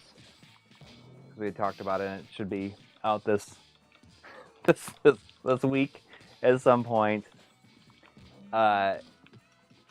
So if anybody has seen like the live streams that I've done with Chris from Classic Gaming Quarterly, you know, it's just like hangout streams, and we just like read magazines, or we just talk about whatever. And we've had people like mention to us in the past, like, you guys should just like do this more often, or like start a podcast. So we did. We started a podcast. We've recorded 4 episodes so far, and I think we're going to start releasing them this week, one a week. And No, I actually did not know you were that far along on this process. yeah, we've been like recording one a week. Mm-hmm. It's called Here's My Question for You, where it's really just us like BSing for a while, and then if we kind of run out of things to talk about, we have like a list of questions, and it's just like we like read the question. And the whole idea is that we can't do any preparation at all for it. We wanted to make it as easy as possible to do that. Mm-hmm. And you can find us on. We got a Twitter account so people can kind of see, you know, when a new one comes out. And we got a crazy Twitter handle that I can't believe wasn't taken. And it's like, I feel like it's like $1 million Twitter We're very handle. close to beating this, and we're about to. I'm nervous. There we go. If you go on Twitter, you can look up @Here's My Podcast. Like, I can't believe that podcast. Here's My I'm looking it up Podcast right now. Oh, and there you guys are. So I also recorded in video. Like, I recorded video of it. Can you get me out? And you know, for our like CGQ patrons and MLiG patrons, like we'll share each episode, like the videos with people, with like our supporters. Here's my pod. That is amazing. Isn't that crazy? I cannot believe that has not been taken. Right? Does it seem like it could be like $1 million Twitter handle? Hey, listen, if the podcast doesn't work out, just sell the handle. Yeah. Here's My Podcast. You know, it's what before I looked that closely at the banner. Like, for a second, I thought Chris was you, because I don't think I've ever seen Chris without a hat. Yeah, I mean, we look like we could be brothers when he doesn't wear his hat. I literally don't think I've ever seen him without a hat, even when we were hanging out in person. I don't remember him not wearing a hat. So really, like, it's just us, like, his hair. Not much video game talk, a lot of music talk, but it's just like basically, you know, we if we have to have a question, like that question is usually a jumping off point, and we get into like other things, like it springs other things to mind, I guess. Okay, so you're driving, and I'm doing the horns and stuff. Oh.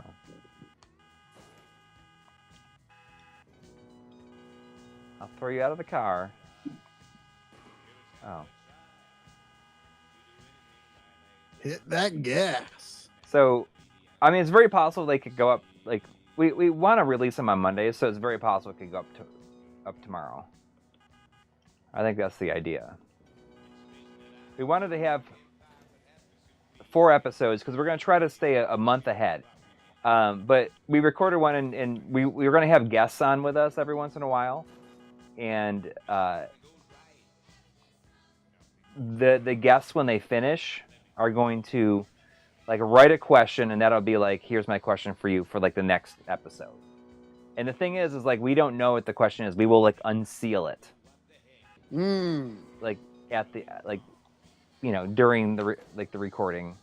What if the question just leads to absolutely no conversation? Then it doesn't, and then we just like say like, oh well, we don't have much to talk about. Then we just like we throw out another question. Right.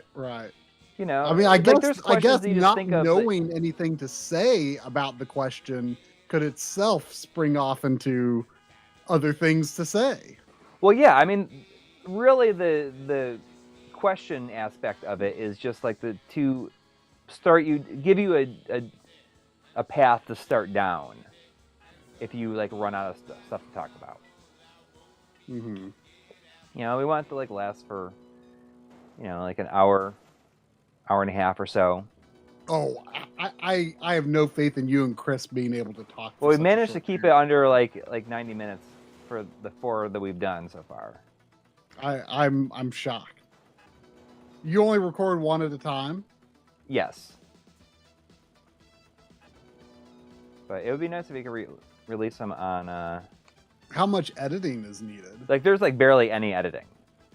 Like, so I've been recording a video for it, and it's kind of cool how I've done it. Like, I've set up OBS to record like our Discord cameras, and then I have 3 audio tracks. Like, first audio track is a mix of both of our audio. Then audio track 2 is just my audio by itself, and then track 3 is just his audio, like what he's sending me, and then we can like send the better files, and then he can easily sync them. And then like the whole point is like we don't want it to like require a lot of editing. Yeah. It doesn't require any real research. All it really requires is for us to like have an opinion on everything. Even if you don't know anything. Even if you don't. Oh, that's the other big thing is that we are very much all about like not looking up stuff to answer questions like during it.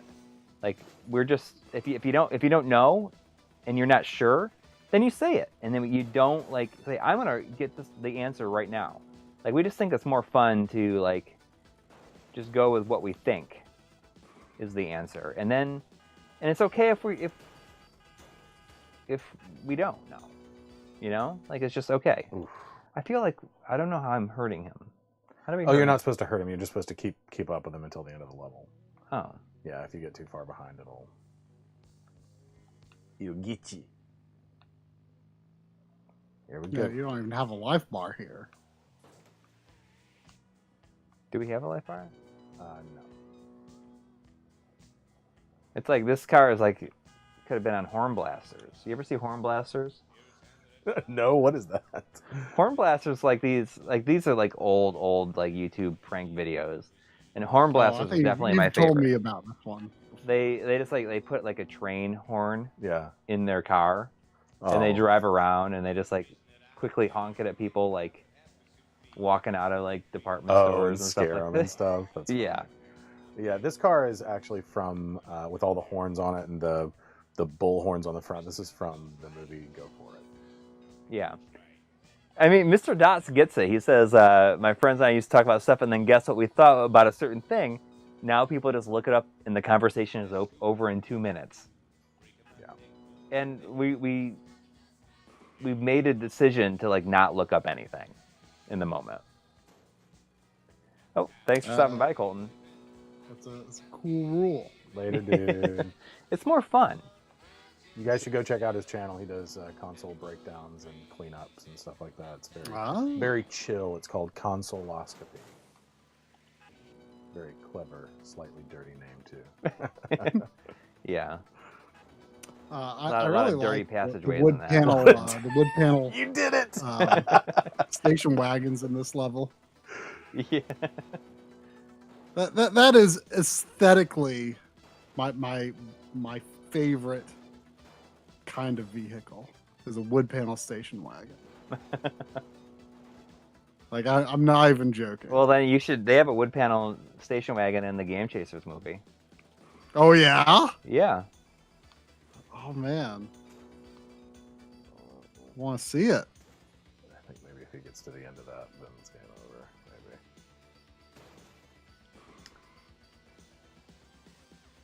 Maybe. I watched it and the Game Chasers movie, and it was very, very good. I'm looking forward to it.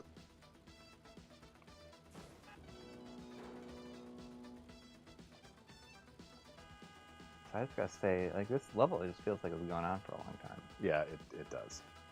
It does feel like it goes on for a long time. I'll boost you if he gets too far ahead, but I think if he gets to the end of that line at the top, then it's game over. We got 199 here from Madashi. He's saying we've got almost 2 hours without Sandy. Was Madashi here at the beginning of the stream to see the video of Nelly, at least? That was a very good video of Nelly. Yeah. She was doing a lot of very silly things with her tongue. Sandy, look! Look what Coury and Dustin are doing. Oh, no. Look! Sandy, look! This is the part of the level with all the obstacles on the road. See, here, let me get you up here so you can get a closer This look. feels like way more difficult than it should be.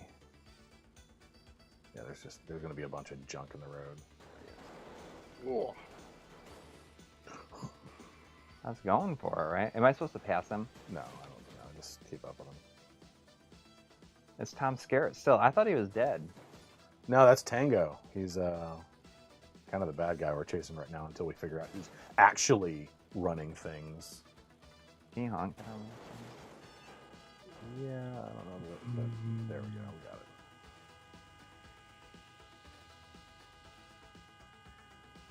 I'm not pressing honk, but it's still honk. It's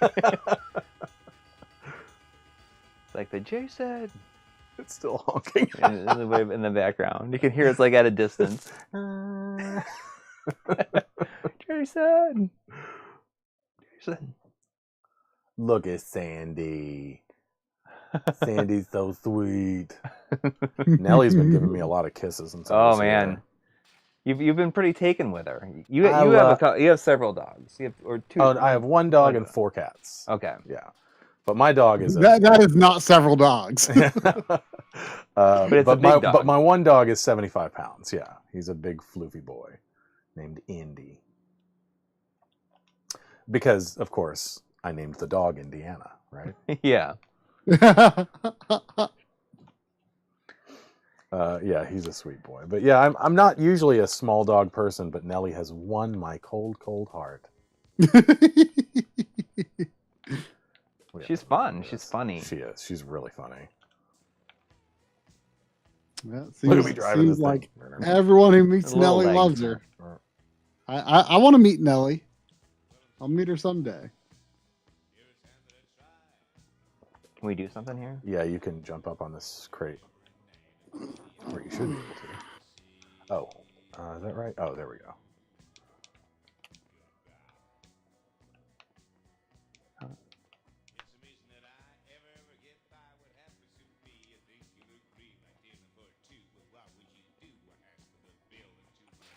Will Sandy meet Nellie? Probably. I have a hard time imagining that happening. Yeah. Does Nellie I don't like think riding either in the one of them car? want to sit in a car for at least 8 hours. Or 7 hours. How's Nellie with car rides? Oh, she's great in car rides, but she's... Oh, really? Yeah, I mean, she just, like, lays in the front seat, and sometimes she'll crawl over on like, either my wife or I's lap.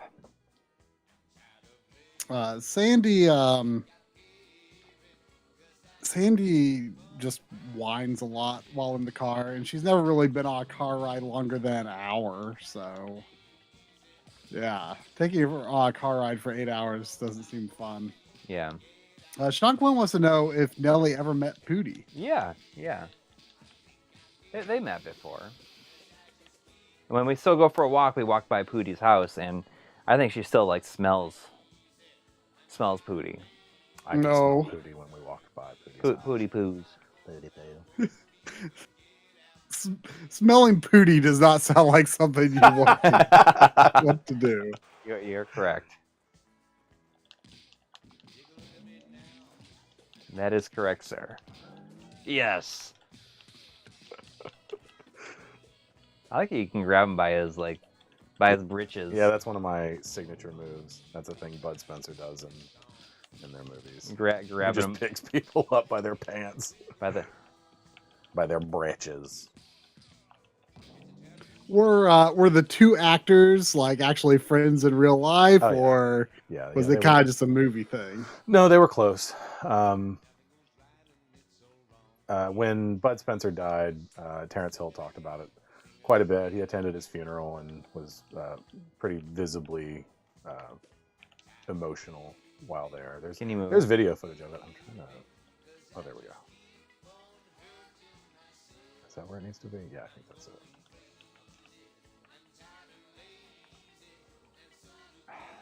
You have to be very, very particular.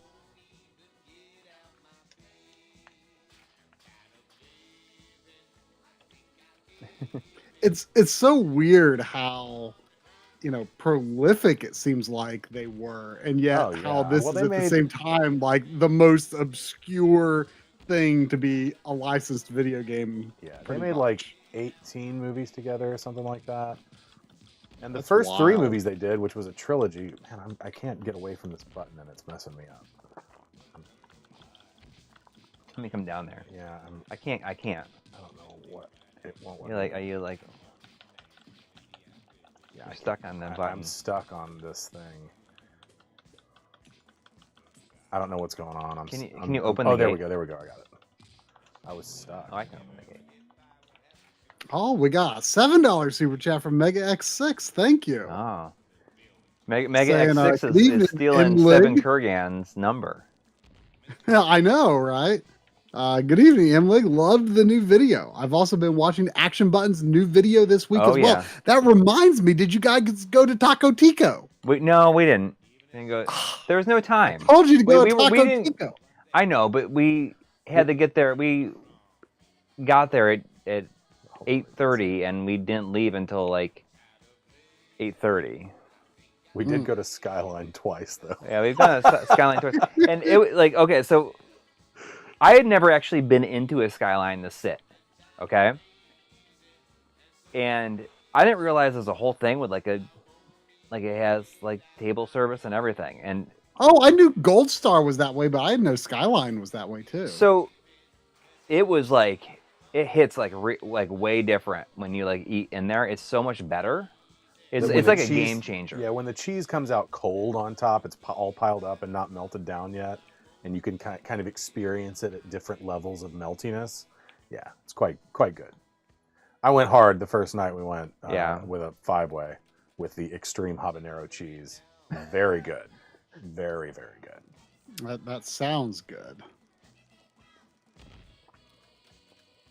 Yeah, I mean, next time, is Louisville the town in Kentucky that I would drive like right by on the way to your house? I'm sure Louisville. I think so. Yeah, I'm pretty sure it is. It's the one with like the ball, right? Oh, Oh wait, no, that's Tennessee. That's Tennessee. Oh, I was looking. I thought it was you for a second.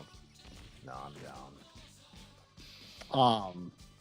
Yeah. Well, if I drive by Louisville going to your house next time, I am willing to go a little out of my way to go to a Taco Tico just because it was in Tim's video. Actually, like I watched the beginning of it and then I skipped ahead to where he was like, doing his own summer vacation, and it was a big whole thing about Taco Tico, and I completely skipped over like the bulk of the actual game review. I'd like to go back and see it, but I just like skipped ahead and be like, okay, well, what's he talking about like 4 hours in? Yeah. It was Taco Tico. I've been slowly working my way through it. He used some B-roll, like we provided some B-roll and stuff for him, and like there's a shot where he talks about analog sticks, and he's like, "Have you ever seen an analog stick? Like what is this like?" I don't know. It was a shot, and it was like a close up, and I was like, "Oh man!" Like I immediately recognized the like the more dirty analog control stick, like from some of our footage. Mm-hmm. Like, I'd recognize that. No, what did he say about it? He said, have you ever seen it up close like this or something? Yeah, he's just talking about like how, like the control scheme of Resident Evil, like how it's very similar, and if they had more time to like have worked on that game, if like what they could have done to the control scheme to like evolved it to the point that it's like so refined in like tank controls, like that game that he covers has tank controls. So he just like, yeah. So he just talks about like if they had more time to like refine like their controls, like would it have changed like what Analog 6 were even like, or would there even have been a need for Analog 6 at the time? I love the fake American box art that he has for the game. Have you seen Oh that? yeah. And it's like they're very, very like, I mean, that's exactly what I would expect it to look like. Yes, it's pretty authentic. Yes. Oh, we have a Penn Station. It's like there's a Penn Station really close to here, but it is. I mean, I feel like it's a bit too greasy, a bit too greasy for me. I've definitely seen that. I don't know if around here, but I know the name, but I've never had it. Oh, you can get a shirt from his site that has that box art on it, that fake box art. Oh, really? On his website, I guess. Oh, I need to see what kind of merch he has on his website. I need to know now. I mean, I would if it's not too big of an image, I would totally get something like that. I like that it slowly evolves throughout the course of the video too. Like before it starts off, the box art does. Like I think he. I saw multiple. I noticed the quote changed. Yeah, but it's just like it starts out just being called Boku. And then it has like a longer, maybe it's a quote. What even is his website? He doesn't have anything on his about section. Oh, I don't know. Someone in the chat was talking about it. Probably recommend it.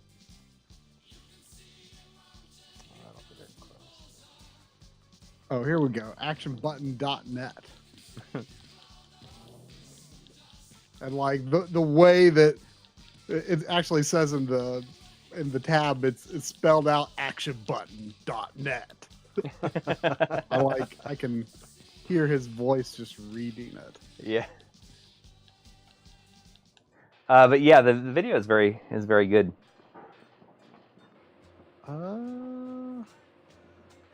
And I prefer to I work through it in sections. And sometimes I'll just if I go back to it to watch, I will, and I don't, it's not exactly where it was where I left off. I'll just kind of click someplace around the area and just continue from there. So I definitely watch parts of it repeatedly. Oh, here we go. Shop.actionbutton.net. I bet, is that all typed out too? I don't know. Oh, here we go. Okay. There's Bedtime Island Beckons. I'm not sure what that is. Then there's Boku no Natsuyasumi, The Bottom Line. that shirt is great. There's one for Truck Heck. Yeah. Which is a fantastic name for a game. A Goblin Bunker. Yeah, that's his Discord. Like his name for his Discord. Truck Heck. What is the Truck Heck? Does it just say Truck Heck on it? Or does it have an image of a truck?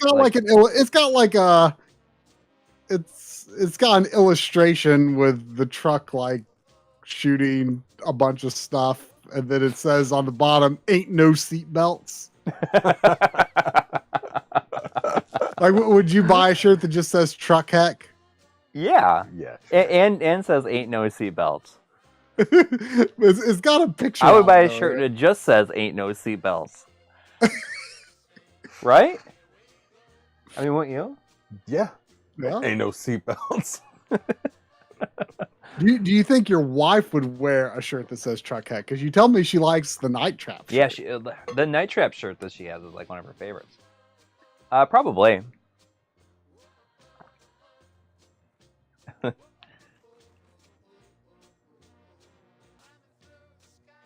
I like that it's just like they're the same clothes, but they're different colors. Pretty much.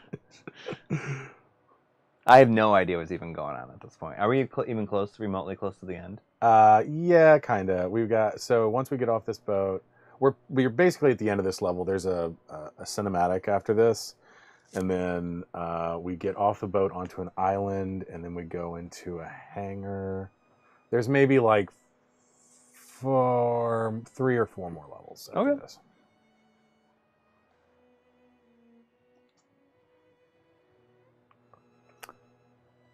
Three Cincy Chili Places: Skyline, Gold Star, and Blue Ash Diner. I don't know Blue Ash Diner. Yeah, I've never been to that. I would think that Dixie Chili would be there instead. Dixie Chili. Yeah, I don't know that one. Should we try Gold Star tomorrow so I have a more complete Well, you should have. palette? I feel like you should have one of the burgers. You know, they won Best of Cincinnati burger, like the best burger. I don't agree with that, but it's surprisingly good. You can eat like several of them. All right, let's go there for lunch tomorrow. The burger where? It's Skyline Chili, or not Skyline, not Skyline. Gold Star Chili. Gold Star. Gold Star, yeah. That's interesting. I did not know Skyline was sit down. I knew Gold Star was because I've stopped at Gold Star a couple of times on my way back home. It's almost like Greasy Spoon-esque, where it has like seats around the where they're making like the spaghetti and the chili and everything. And I just I think about people like I thought about this all the time when I would go to Dixie Chili, like I feel like you would just smell like you just feel so gross every time you come home from work, and you just smell like the chili. Yeah. Even when you haven't been there, it's just gonna become part of just you. Beef grease and spices, pungent spices. That sounds good though. Like I wouldn't mind smelling. But I mean, food. what if you just what if that became your natural smell? Are you the kind of person that would drive a biodiesel car and be totally fine with smelling like French fries all the time? I mean, I don't really see the problem smelling like food. Food is, food's what I like to smell. So why wouldn't I want to smell like it? You'll be in public somewhere and someone will be like, you smell like French fries. Girl. Girl, you smell like French fries. What is that? You de potato?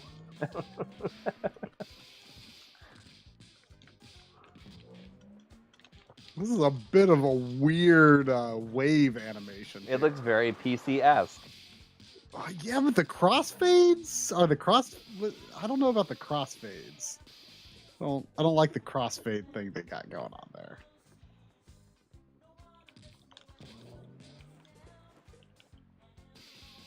This song is you can't really hear it. It's called "Movin' Cruisin' by the Fantastic Oceans. And the chorus is moving, moving, moving, moving, cruising, cruising, cruising, cruising.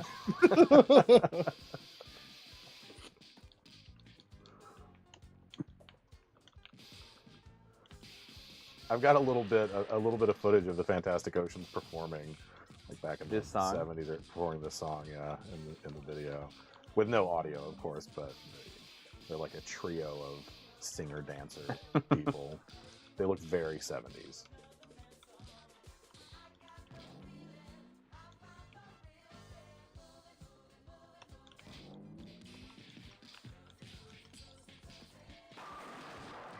Next time you come, though, you got to go to. You're gonna do the Bobby Mackey's haunted house tour. Oh yeah, I will definitely do that. They say it has the gateway to hell in the basement of that place. What about that boat that's like the haunted house? The USS Nightmare. Yeah. I don't know. I've never been there. There's haunted houses are it's way too stressful for me. I like haunted houses just fine. What I don't understand is the people who want to go to those extreme haunts, you know, where like you have to sign waivers and they actually like kind of torture you and stuff. Like it's real weird. Have you heard about that? No. Oh yeah, like there are these like extreme haunted houses where you sign away rights and stuff and say that you agree to let them like touch you and do all kinds of stuff. And what they end up doing is, I mean, there are some where they like waterboard you. Like it's pretty weird. Wow. Oh man, this is not good. These guys' shirts are blinking on and off. My haunted house story is, I mean, it was just, I couldn't get to it. My senior year class trip in high school was to Canada, just Toronto and Niagara Falls, pretty much. And Yeah. Oh, I mean, that's where I went. I was shocked at like just how like Niagara Falls is trash. I mean, like, it's better now, but like there's a time where it's like is pretty. it better now? I mean, it's touristy. It's tourist trappy. It's bad. It's bad. I mean, it's tourist trappy, but I mean, like I kind of liked how, you know, kind of unrefined it is. It's kind of it's a little trashy. yeah. That's one way to put it. I mean, I normally don't mind like touristy things, but man, Niagara Falls was I mean, I love kitschy tourist traps though, because it's something about like, I don't know, it calls back to like mid-century Americana, like those truck stops that have like giant cowboy statues and stuff. But yeah, there was a haunted house there in Niagara Falls, and But those are like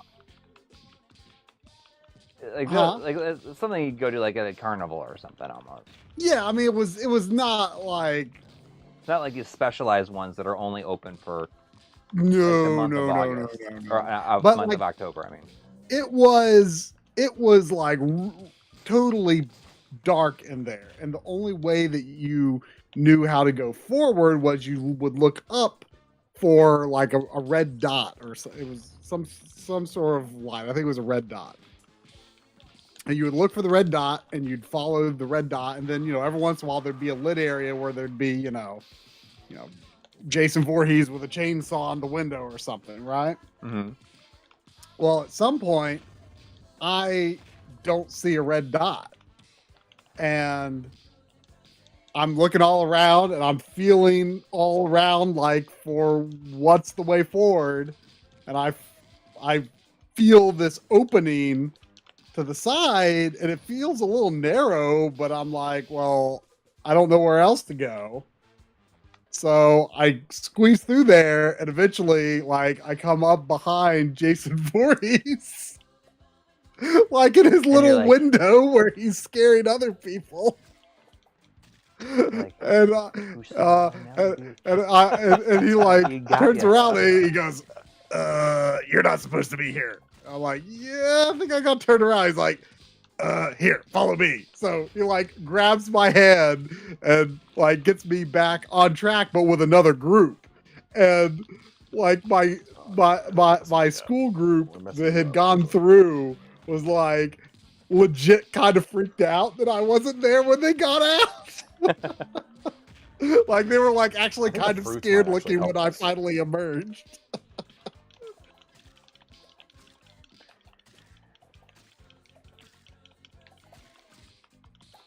And you couldn't find your way out. Suddenly you find yourself in some sort of dirty passageway. Brian North wants to know if you're a fan of Geta. Yeah, it's good. I mean, you didn't have any Geta when you were here. What now? Say that again. Geta. It's kind of like a sausage type. It's like a sausage slice, grainy, like lunch grainy meat, sausage. isn't it? The only Geta It's like really thinly sliced, right? Those wooden samurai sandals. Oh, Oh yeah. Geta. I've had it on a burger. It's pretty good. Yeah, it's good. Okay. Wreck them. Get destroyed. I hear the music now.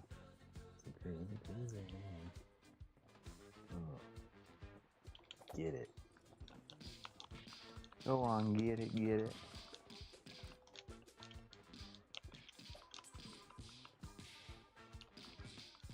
I mean, they have a lot of haunted house stuff here, though. Like the USS Nightmare is like the big one. It's like on this like scary looking boat. It does feel like they started doing it earlier and earlier each year, though. Pretty soon we're going to have to fight a gang of leather daddies led by a pirate biker. Oh. I can't remember what it was called. Joe and I watched a movie a few years ago. It was like a found footage movie about people who like put on one of those seasonal. Oh yeah. House LLC. Yeah, and it was Yeah, good. yeah. That was pretty good. Yeah. There are 2 sequels to that, and they're both pretty good. Really? What? Yeah.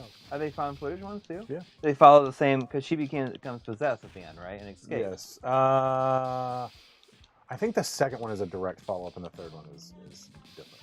Different story. Oh really? Huh. I had no idea. It's And been a they're hot pretty minute good. since I've seen them. Yeah. I remember enjoying all of them. Really? Yeah. I'm going to tell Drum right now that there are sequels, and maybe we should watch them for October. Yeah. BBA 935 says, I've always heard about the USS Nightmare. I've never known anyone that has gone. Now you say that, I've never known anybody that's gone to it either. We should have gone, Coury, when you took me on that date. Yeah.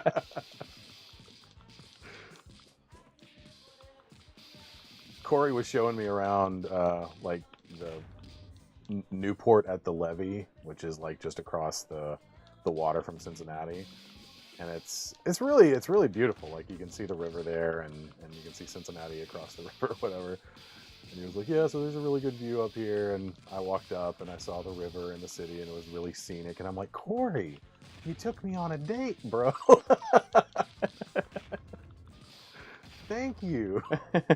Try. That's where we saw the Terminator Dark Fate. Yeah. Speaking of going to movies, though, I had an idea recently that I thought my kids would like to go see Avatar. Then the re-release. They did like a re-release in 3D. And they'd never been to a 3D movie. And I was like, I guess I think that they would probably enjoy it. But who knows? And it's wait. So when you said, so this was the original in 3D? Yes. Yeah. It's, okay. I thought you were talking about the sequel. No, sequel isn't out yet. Okay. But they re-released the original. Oh, I need them bananas. Just as a way to like kind of build hype, get people back into it again. Double fisting banana peels. And like it's an okay movie, but they had like the best time. I'd never seen my son react like that to a movie. He was like on the edge of his seat and just like way into it, and was just like. Oh, they'd never seen it at all. No, and what I think was they kind of had what I would describe as a magical movie moment, where they have this experience of like seeing this movie in this way that like is not possible like really in our home. Mm-hmm. So it's not like, oh, I could just be watching this in my living room. It was something else. Yeah. And they just had the best time with it. I've still never seen Avatar. It's all right. Yeah, I'm kind of. If you haven't seen it, I'm convinced that if you saw it, you would be like, That's it. Yeah, you'd say that's it, or it would be like, oh, that wasn't that great. Yeah, I mean, for some reason, like, I mean, I was telling you, Coury, like it looks like a video game to me, and it kind of just makes me want to play a video game instead of watch that. Maybe you should play Avatar the video game on PS3. Maybe not. I've heard it's not that bad. It's on my list of things to cover. Yeah. I mean, I don't know. Like certain types of fantasy appeal to me in the context of a video game and not in the context of a movie, and I don't know how to explain that. I mean, I don't think the Avatar is like anything special, but I wouldn't call it a bad movie. No. I wouldn't call it like an amazing movie, but it is elevated by seeing it in 3D. Yes, absolutely. The one and only time I've seen it was when it first came out, and I saw it in 3D, and I was like, yeah, this is special. Like, yeah. And you know, like I'm interested to see what the sequel is going to be like. watch the sequel be like incredible. Yeah, like I mean, they've been working on it for a long time. And you know what? People are like doubting what's going to happen. Like, is it going to do as good, or is it not going to be that good? The thing is like, this will be the third time that people are like betting against James Cameron, and after 2 times where he's like demonstrated like when people are betting against him, like not to bet against him. Right. And to be fair, he's great at sequels. Yes. Even sequels to his own movies, but like, Terminator 2 and Aliens, some of the best of all time. Yes. So we'll see. The thing that I've always said about Avatar is that I have met exactly 0 hardcore fans of Avatar. Yeah. Well, yeah. I don't think that most people are. And that's okay. I feel like it was hardcore fans. I feel like it was of, almost the Vampire designed. Diaries, Yeah. Avatar feels like the kind of thing that was designed like to almost purposefully designed to create hardcore fans though.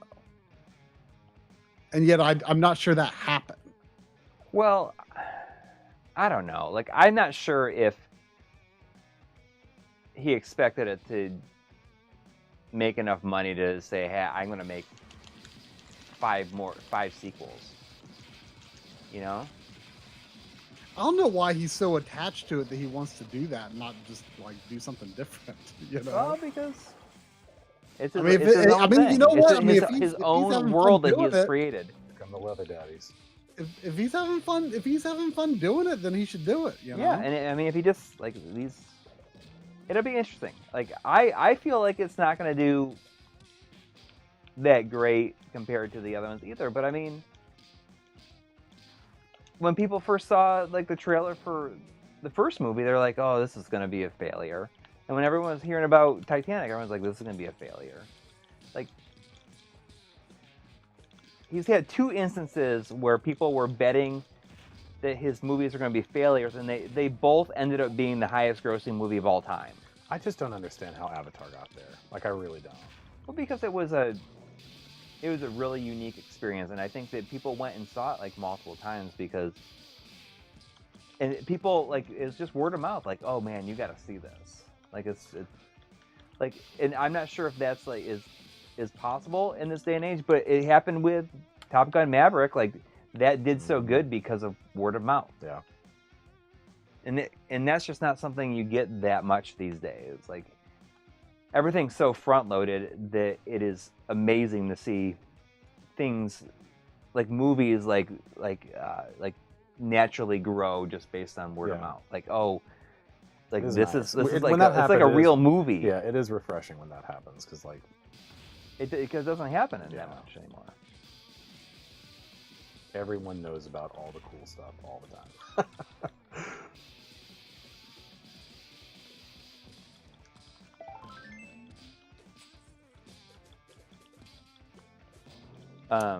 There was a notification that Gaming Blows has been a member for 25 months. Whoa. Wow.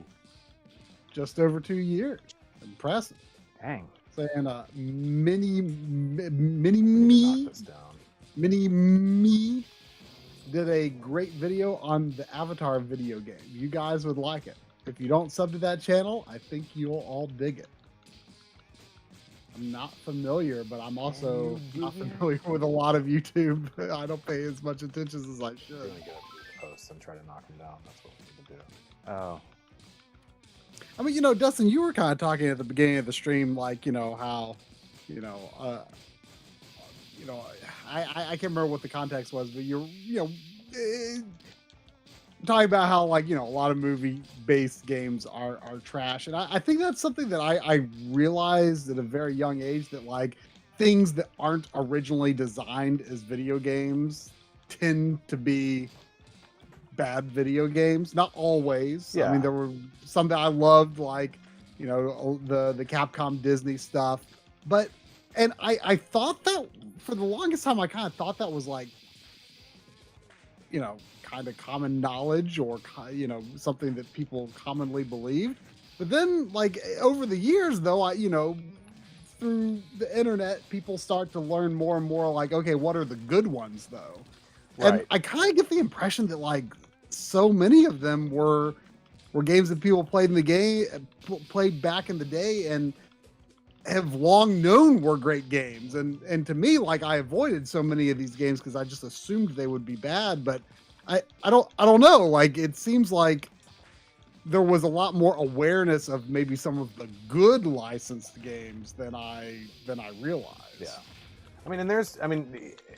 And I would say that there's even more to be found in movie licensed games that might have a bad reputation than just a good game or not. Because, you're talking about like soundtracks and stuff, music that could be incredible, or art assets, or, sprite art or background art, or, all these different aspects of making, game making that can be enjoyed and appreciated. It's like, hey, someone really took the time to look at the source material and adapt it and make something from that calls back in an interesting or unique way. Well, like, Waterworld for Super Nintendo is a good example. That's not a good game, but that soundtrack by Dean Evans is a stone cold masterpiece. Wow. It's incredible. So if you haven't heard the Waterworld soundtrack from the SNES game, listen to it, because it's incredible. Yeah, something that I learned recently-ish in the past several months that's actually kind of really good is I've never been into Power Rangers, but Audie bought when he was here in May, bought just the Super Nintendo game that's just called Mighty Morphin Power Rangers. Yeah. And it's like a Ninja Warrior style brawler, and it's like really good. Yeah, it is. And it's got good apparently music, the movie The Game is like basically the same thing, and it's also really good. Like, stuff like that I just never would have even begun to guess might be good. Yeah, there's a lot of gold out there, and I'm that's kind of what I want to balance sort of my show. I want to balance it between like digging up the gems and also just revealing the weird stuff, like the stuff that's like, why does this movie have a game adaptation? What was that one you were talking about? It's like, do we even want to? I don't. Oh no, I'll mention if I can remember it. What was I talking about? Oh, No Escape. Well, there are a couple of them. No Escape for Super Nintendo, based on that Ray Liotta movie. Yeah. From the 90s.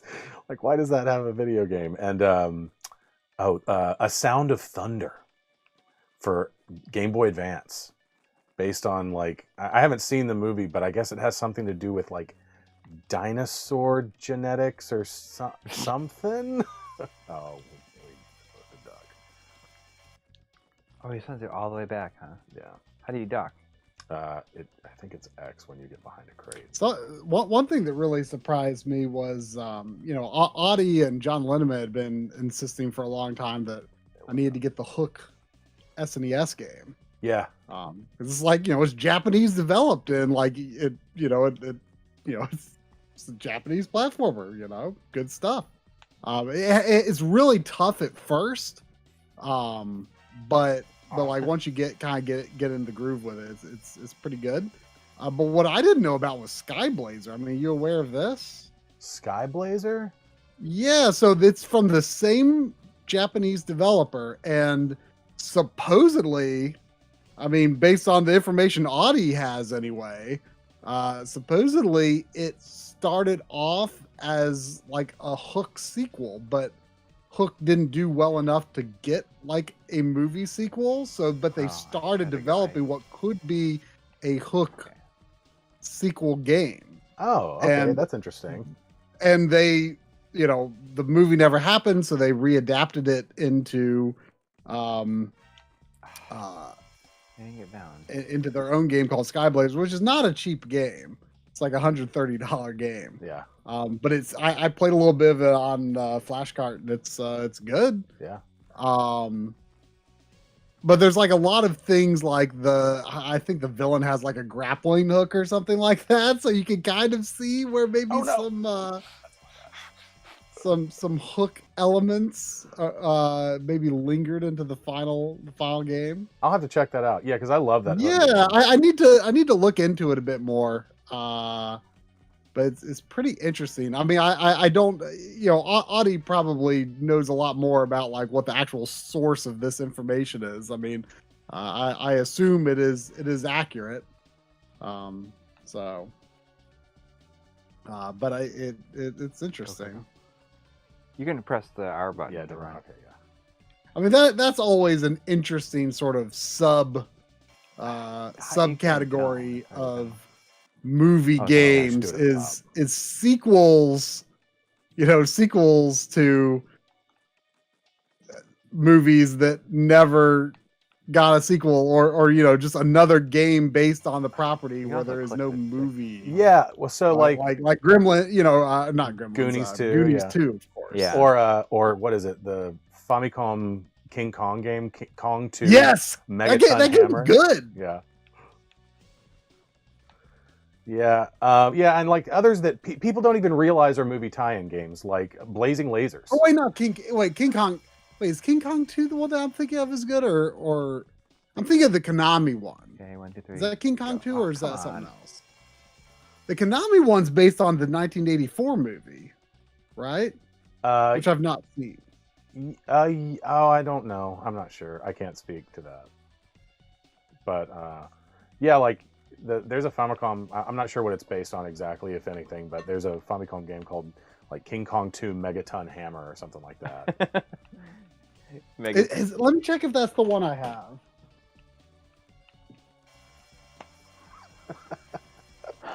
Come on. Oh yeah. I'm going up here so I can see where the little doodads are. If you want to go first. Yeah, this one. Yeah, that's it. Yeah, that might be. Yeah, I've got that. I think it's supposed to be like a sequel to the 80s King Kong movie. Oh, like the one with Jessica Lange and Jeff Bridges? Oh, that's King Kong Lives, right? Yeah. Oh, okay. But yeah, King like Kong 2 Blazing singing Lasers, I was saying is a movie tie-in game. Did you know that, Corey? What is? Blazing Lasers. Really? Yeah, it's based on a Japanese movie called Gunhead. Oh, okay. I mean, I didn't realize that was a movie. I know the game is called Gunhead, and so far. Oh, why did I do that? That was okay. I don't know. I just got triggered. Oh yeah, and Kabuki Quantum Fighter is kind of based on a Japanese movie too. Yeah, there's a lot of stuff out there that I would love to cover. I'll never get to all of it, so I'm just trying to do what kind of. You haven't strikes done my Sweet fancy. Home, have you? you haven't done Sweet Home. I have not. That's definitely on the list. That's going to be a big episode though, because I want it to be really comprehensive, because as I understand it, the movie and the game were kind of always intended to go hand in hand. Yeah. So I want to really cover my bases there. So they're really different though. But oh yeah, I do. Love, I feel like we love probably talked about Sweet Home last time you were on the stream. I want to say you didn't really like it. The Oh movie, no, I love anyway. it. I love it. It's got those Okay. effects by Dick Smith. I mean, like super. Yeah, because I think it's pretty good too. I mean, I only saw it one time, but I liked it. I liked it more than I thought I would. But I mean, the game is incredible. I love that game. I've never gotten too far in the game. I probably should just do like a playthrough of it, just so I can. It's definitely you kind of gotta get a foothold in it, you know. You got it. It's a little tough to get into at first, but like once you've kind of made it's gotta sense have of an it, elevator it's level. great. It is a brawler, right? Right? It's gotta have an elevator level. Elevator level. Oh, is it a diagonal elevator?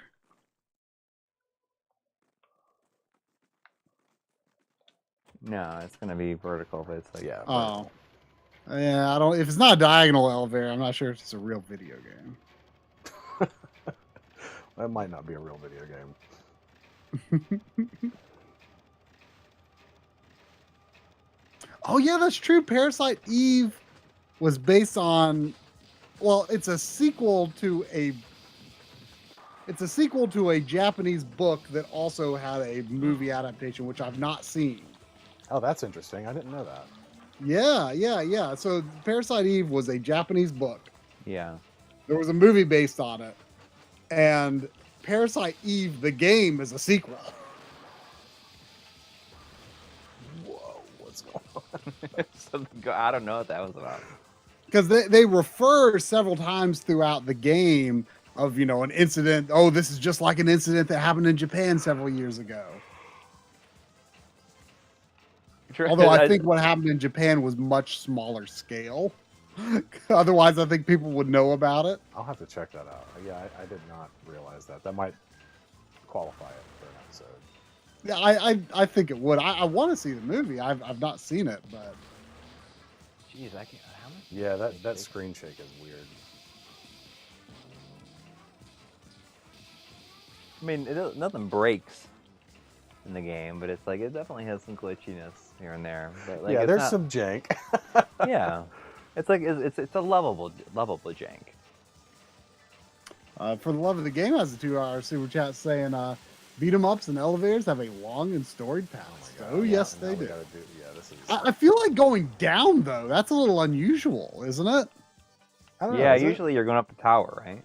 You're going up in a brawler, but you're going down and you know, and Go up. I feel like you go down in other video games, but you go up in brawlers.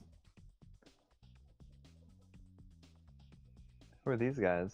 Well, there's the downward elevator in the stadium in Streets of Rage 2. I'm not sure who these guys are supposed to be, and that's why I did not include it in the video. But I think they're definitely. It looks like they might be the developers. They might be a couple of there's the dev team. The core dev team was 7 people, so I don't know who these 2 would be. When they made basically the prototype game for a game jam of this, it was a 5-person team. I really don't know who these guys could be. They could be Oliver Onions, the musical duo that does all that music for all these, most of these movies. But I'm not sure.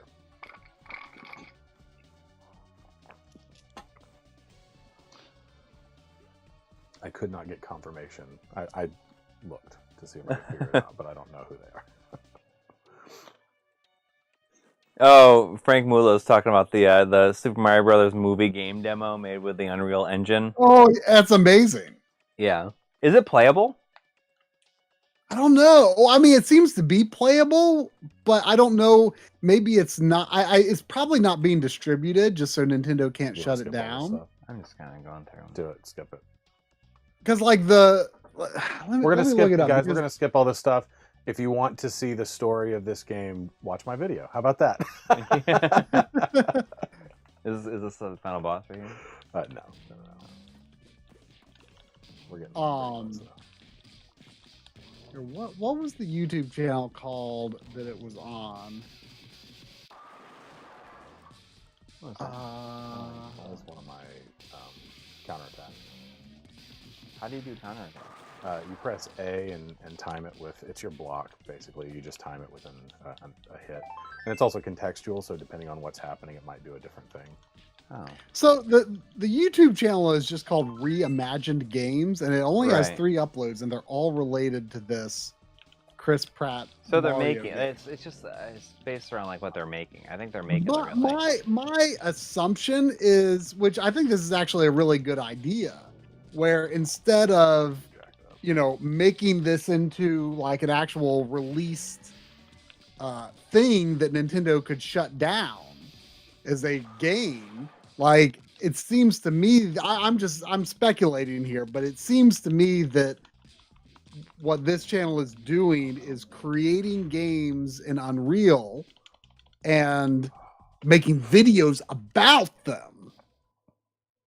It's kind of funny too, because it's kind of like self-depreciating about the actual quality of what they've made in terms of the gameplay and stuff like that. That kind of made it really funny. Surely not. But like, I like the idea of this kind of where I gotta do a whole elevator again. this prevents it from being shut down. And then you know what? Maybe in like 15, 20 years, maybe the files to actually run this stuff that he's working on maybe will be leaked or something, like that might actually, like if that's actually what's going on here, then that's actually like a kind of an interesting way around that kind of stuff getting shut down. But yeah, I thought that video was amazing.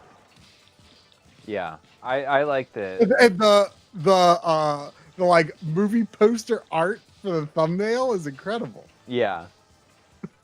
Oh, sorry, I didn't mean to. No, you're good. I can't believe it. Speaking of the horror movies that we've been talking about this stream and the Super Mario Brothers movie, I was surprised to see yesterday that Land of the Dead has 2 alums from the Super Mario Brothers movie. Yeah, John Leguizamo's in it, right?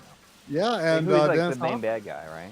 I mean, Dennis Hopper's the main bad guy, Yeah. but Leguizamo is like kind of a secondary. He's like a he's good for a secondary little bit, villain and then / anti-hero. Yeah. I haven't seen that in a long time. I only actually, I only saw it one time. Like I wasn't I only really. saw it in I'm the not theater when really it came out. clear if it's popularly loved or not. I don't think it but is.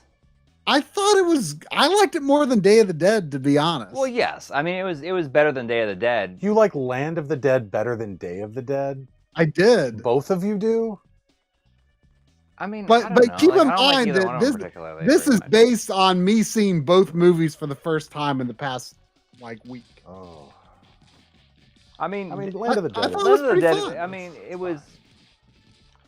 was cool that they let him do that. They let him make it, Yeah. He had a hard time getting movies made in the last part of his career. Like, really. Yeah. But I only saw Land one time, and that was in the theater when it came out. I couldn't tell you anything else about it, except for this poster has a zombie hand hanging from a chain link fence. Did you guys see the Survival of the Diary of the Dead and Survival of the Dead? Those no. come after, so that's going to be this week. Okay. But Diary is the found footage, right? Yes. Diary's okay. Is it connected though? I mean, because there's a scene. The best thing about Diary is there's a sequence with an Amish guy named Samuel. I think it's really awesome. Really? Yeah. Oh, we just got a combo, a 2x combo. Man, too many. There was a notification that Zane's dad has been a member for 21 months. Yeah. Not quite as many as Gaming Blows though. No, Gotta say, got some catch up to do, Zane's dad. But he says, glad to hear Coury and his family are safe. Nice to see Dustin and everybody kung fu fighting, except for Try, who is nobody's fun. I mean, is slapping people kung fu fighting? Slap fu. Get up, drink it. Fu. Come on. Man, there are a lot of enemies on screen right now. Yeah, and it sends you really super far back. Yeah, it sent us to the beginning of the elevator. Oof. I'm not quite sure why this is Like happening. the sheer number of enemies there kind of made me Change it to think easy. of. Who cares?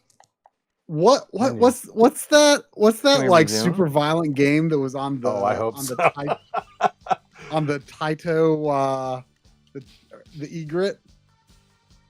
Growl, was that what it's called? Yeah. Like that game has like so many enemies on screen. Oh please! I don't know. Yeah, Growl is amazing. Yeah. You ever play Growl? Mm-mm. Growl, like, it has like a ton of enemies like this does. But it's also like Oh god. so hilariously violent. That was a bad idea on my part. I'm really sorry about that. It's okay. Oh, we gotta do that whole fucking. Yeah, I know. I'm sorry, I mean, Oh, sorry. you have to do the Nothing. the Sorry stealth for the part language again. there. I was like, oh god, we gotta do the whole like stealth part again. This stupid part. But now you know what to do. Yeah, we'll see. How This is fast- the last level, right? No, it looks like there's 2 more. Ah!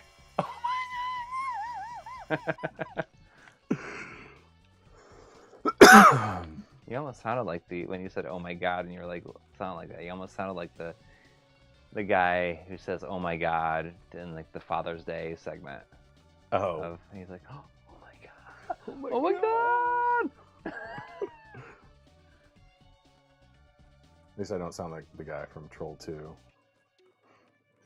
Do the They're gonna eat her, and then they're gonna eat me. Oh my god! Oh man, it's been a while since I've seen that. You tell me when you're ready to give up on this.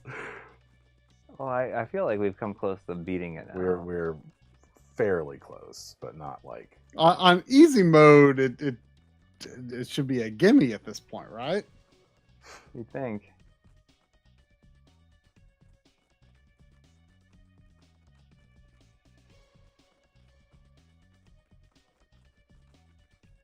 That hoss needs to just take a nap or something.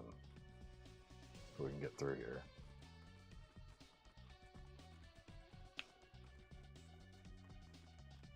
Oh, all right. Oh, here we go. Whoa, dude! Whoa. Whoa, dude. Are you a wizard? Come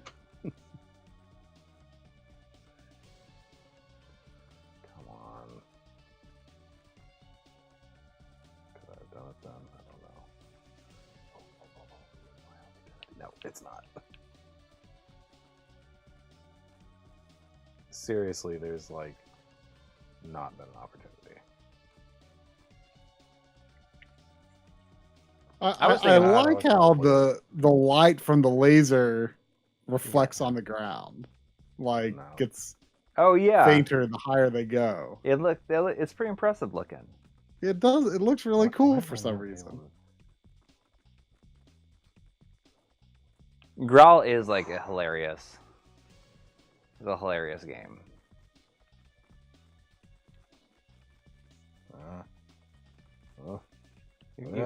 What? The cinematic pushed me into the laser. Okay, all right, that's right. It pushed you past the laser, or it pushed Coury past the laser. Go! Oh man, That almost worked. It looked like it should have been 5. Just hold it. Go! Oh wait, It continues on, so Yeah, eventually. it does. It's persistent. So. Okay, we can go it looks now. like it looks like it's putting you on the other side of the stealth window again. Yeah, but it doesn't actually put us there. Yeah.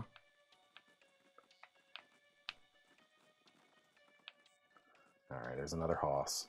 Another big hoss.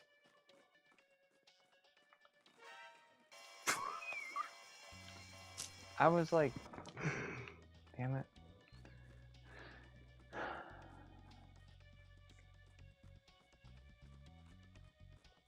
Have you been playing any games this week? Pretty much just The Geofield Chronicle when I've gotten a chance. Yeah, you decided to start that and you're just playing it straight up? What? Oh, I had been playing it when I did a little bit of it on stream last week. Oh. Is this supposed to be pretty long? I mean, I wonder. It doesn't feel like it's going to be that long, actually.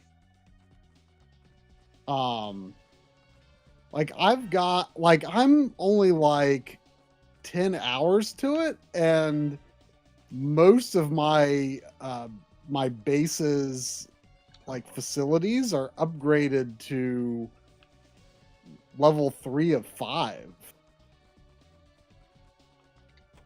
So it kind of doesn't feel like it's going to be that long. Like the thing I like about it is like each mission is really short.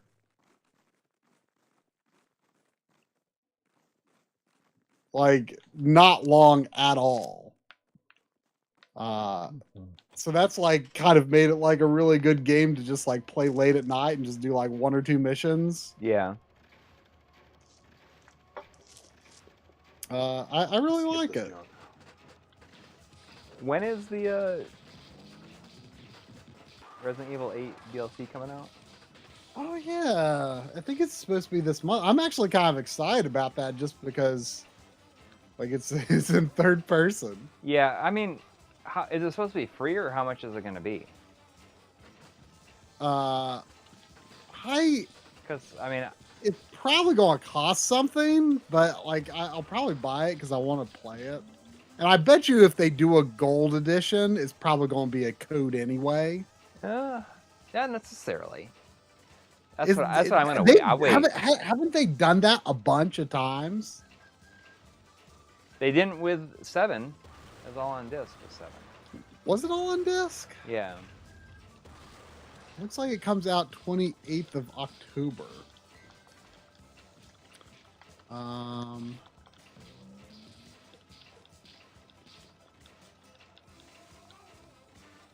But it looks like the price might not be known yet. What even is Reverse? I don't know. I thought it was like not coming out. Like I don't know what Reverse is. I mean I know that you can get it as like it was like a free thing that installed when you installed was it Resident Evil 3? Oh yeah, and it was delayed, right? Yeah, I don't even know what it is though. It's like just some multiplayer junk. Yeah.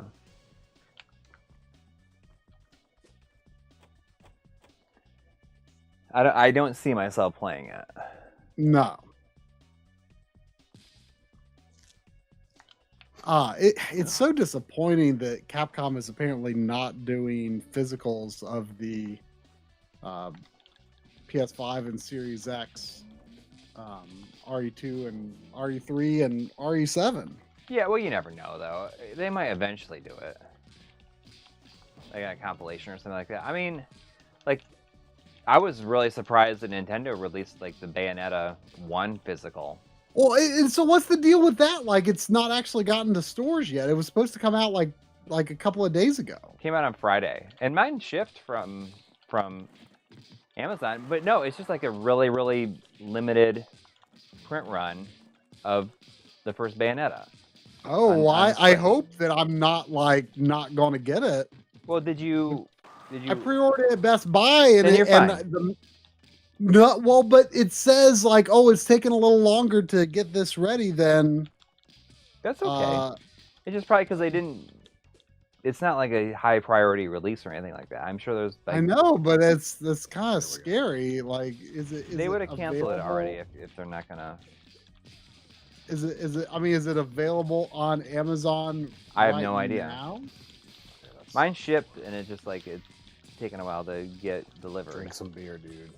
There are way more pickups. Look at that. It says free Prime delivery Thursday, December 1st. So I take that to mean it is not in stock. I hope Bayonetta 3 is not going to be a no. There's no way that's going to be. That would be a dumb thing for them to do. Well, I mean, it would be dumb, but I mean, that would be like rank among like one of the dumber things that they've ever done. So, like have a limited release of like a highly anticipated like action game on the system. So I actually Bayonetta 3. Let me log in to check that I still have this.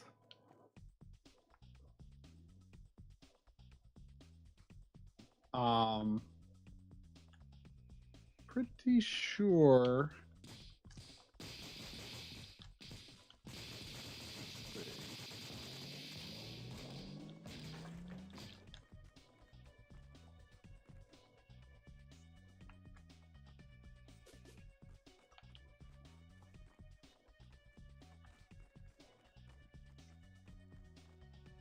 Yep. So I What is that? I pre-ordered Bayonetta 3 and Metroid that? Prime 4. Is that like Like- an accident? Oh no no I no didn't notice no! that the first time I played through it. Oh, you're talking to Dustin. I pre-ordered Bayonetta 3 and Metroid Prime 4 like many years ago when I still had the Gamers Club unlocked. Yeah. Oh, you They're pre-ordered like it? let you get like $60 games for like $48. Mhm. And The good old yeah, so I've got Bayonetta 3 locked in at $48. Oh, that's cool. We're pretty close to the end now. That's your last one, right? Huh? Is that your last one? No, Metroid Prime 4. Oh. Which was like pre-ordered before they announced that like, oh, we're restarting development. But like I went through and pre-ordered a ton of things just to lock in the price. But yeah, those are my last two. Because they were on the website, even though they were so far away. This is a long game. All right, here's a slow scrolling segment.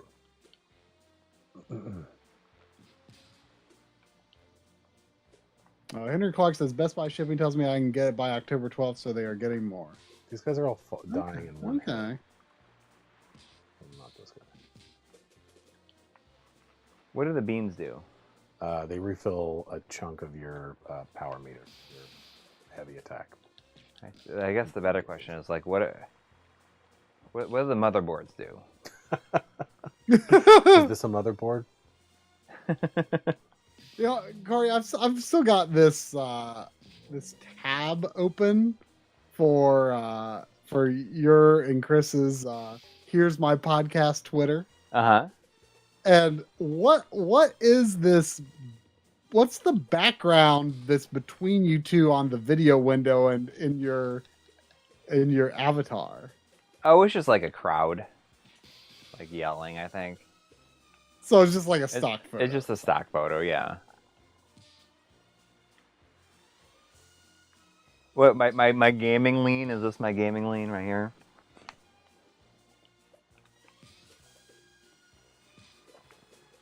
I noticed that like when I'm I always try to put like this microphone in a place where it won't obscure my face, but then over the course of the stream I find myself kind of doing this. I should do more streams like from my recliner, probably. It's comfy. Yeah, you know, we need to make alternative layouts where our monitors are on the right or on the left hand side, because I hate how the way that I have my camera positioned on the downstairs setup now has me looking at the edge of the screen instead of toward the game. Well, could you just like mirror it? I don't want to mirror it. That I mean, sounds like a lot less work. but If you had then a like t-shirt your that had shirt text on. text will be backwards and stuff. Only on no, I'm talking just about just mirror your camera. That's what I mean. Like the like you got your Jonesy shirt. It would be backwards. So, you'd be looking at the. Be less work. What if you like? What if you want to show people you've got, a cartridge of King Kong 2 for the Famicom? Right, exactly. See, I understand. Try. No, I don't like it. I don't like it. I got you. I'm feeling it. I'm feeling it. Well, how do we do it? It would be a Corey's just like, distorted I am view so of fresh out of reality. F's to give. Yeah.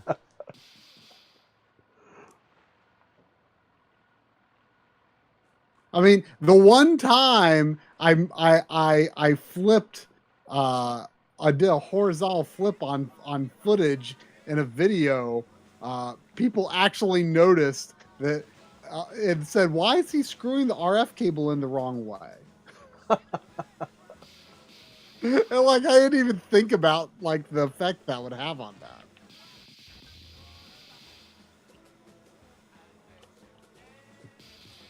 Well, then you would have to reverse the footage. So you mirror it and then reverse it. Mirror and then reverse, but then Then it would. But then it would be screwing out by screwing it in. Yes, just confuse them even more.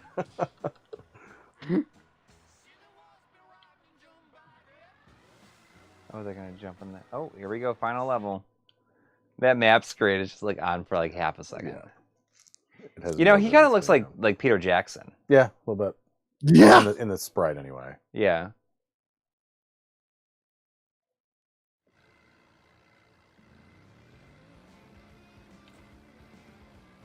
Oh.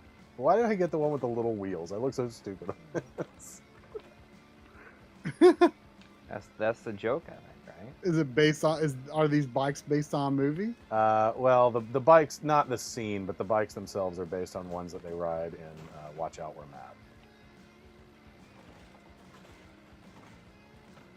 So the movies that these guys are in does everything have like the same weird sort of feel of dub that the Sergio Leone movies have? Oh yeah, absolutely. That was just standard practice in Italian films. Is they would what? Oh yeah, I remember. I think I read that they don't even record sound on set and dub Italian as well. Right. They don't record sound on set at all, and they dub everything in. And even then, they if they hired actors that didn't speak the same languages, like they would hire Spanish actors and stuff for Italian productions, and they would just have everyone speak their own native language in the scenes, and then dub them into whatever language they needed to be speaking to each other. I mean, I assume Italian filmmaking today is a lot if I different. stay up there, I stay away from most of the stuff. I only have to worry I about. mean, do you know if it's similar or different today? It is different today. They don't do that anymore, unless they're trying to do it, an intentional throwback or something. Yeah. Game over. We gotta catch up to her. Yeah. Where's the time scare at?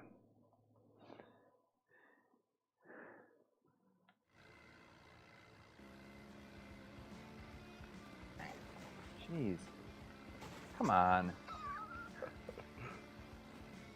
You just stay at the bottom, I stay at the top. All right. I'll try to avoid the ones that come down here.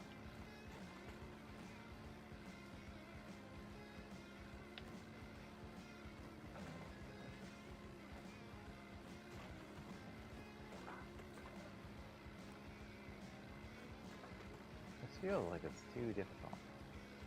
You're getting close. Not you close were. enough, though. I mean, it's like it's hard to tell what plane that they're on. Oh, What? we went down the menu. Did we? What? Okay. I think it'll take us right to where Yeah. we were. We gotta get through this. We're so close. Yeah. Oh, you're on the final, yeah. Yeah.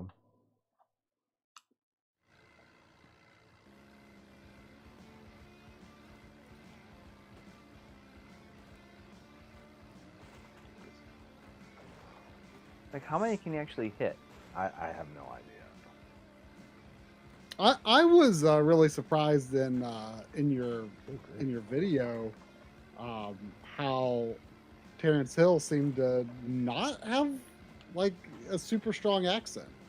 Yeah, he speaks English really well. Bud Spencer's English was not as good, but yeah, he speaks English. But he would still have all an American would dub all of his lines, even though he could have done it. Mm-hmm. Jeez. I think. Are you hitting? I'm not meaning to if I am. All right.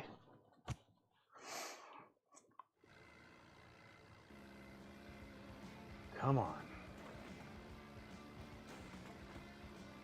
Like there's gotta be like it feels like you. Oh, there are tables at the bottom that you can't see too that you can hit. I feel like there's more.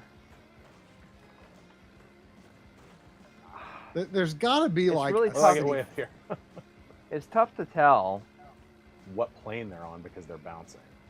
Yeah. like, is there any way you could just get all the way to the right? Because it almost looks like they don't even hit the ground. Nah, it won't let us go that far. We're all the way. Yeah.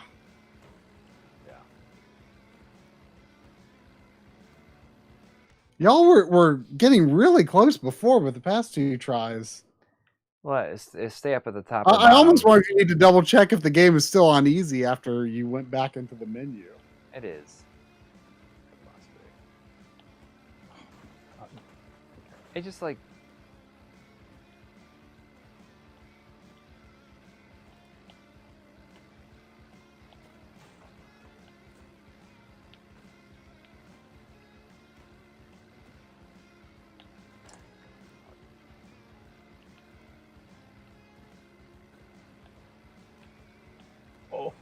Oh, there it is. Oh, it was right there.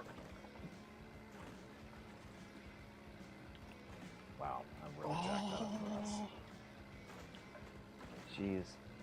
Oh, you choked as soon as you saw it. Ugh. My hands are sweating. What controllers are you playing with? Pro. Yeah, pro. Oh, you have 2 pros? Yeah. I've only ever bought the one because they've never released like a good color thing. Yeah, I just got normal ones. I mean, they're too expensive to justify buying the exact same one twice. And I don't like they did like a Xenoblade and a couple of Splatoon variations. And I don't like how they look. I mean, it comes down to like, I don't know why they don't make more. yeah. Like, I don't even really like most of the Joy-Con colors, honestly. Like the colors, that's been like one of the weaker parts of the Switch hardware to me, is like the color schemes have not been up to I'm gonna snuff, say in my opinion. So if I stay way at the bottom, there are tables down here. See that? It just passed by. There are tables that if I'm too far down here, I'll get popped. So I kind of keep drifting. Oh yeah, I see those. Weird.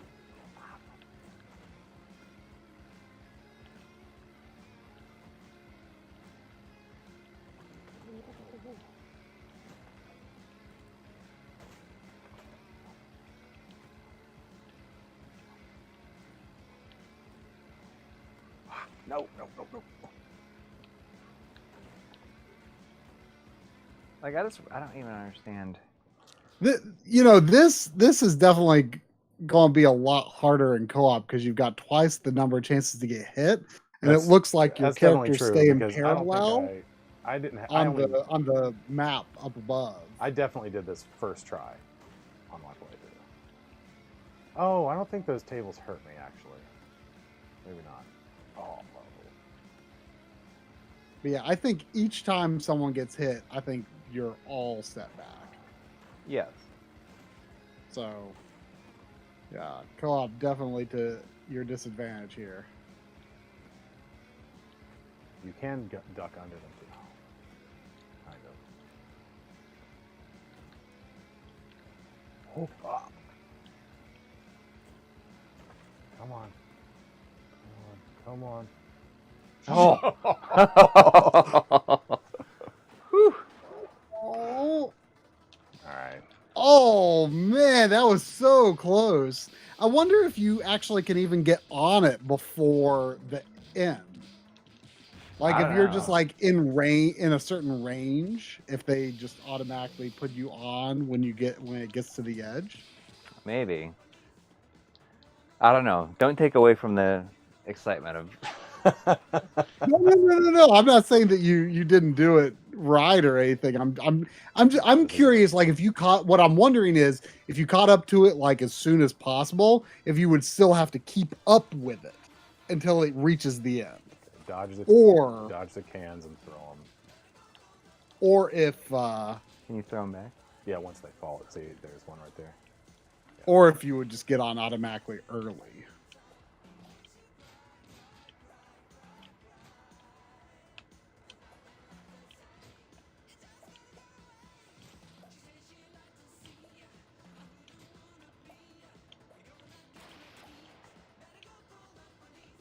A useless servant.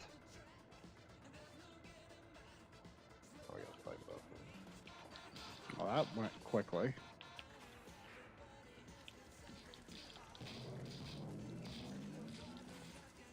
Oh, can you hurt him? Yeah, you can hurt him. He's actually the target. Tango is just kind of getting in the way now. If he even gets up again.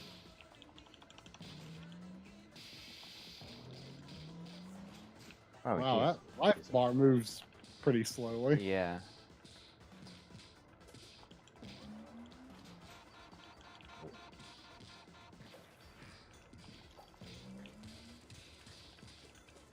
Well, at least there's plenty of times, chances to refill your power then.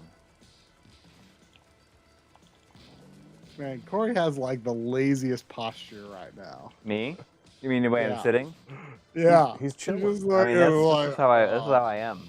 When I'm just like playing games, I'm just like this a lot of times. You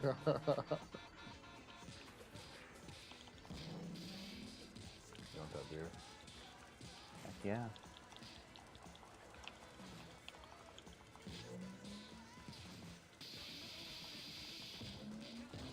Slapping those beans.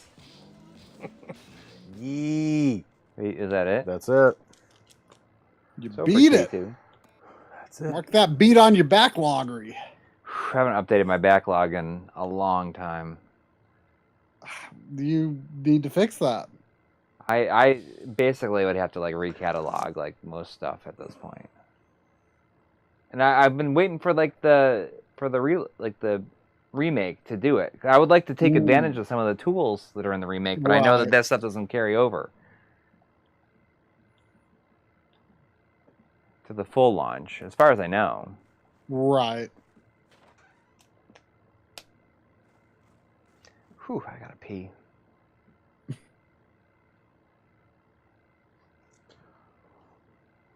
Alright. Are they gonna jump in it?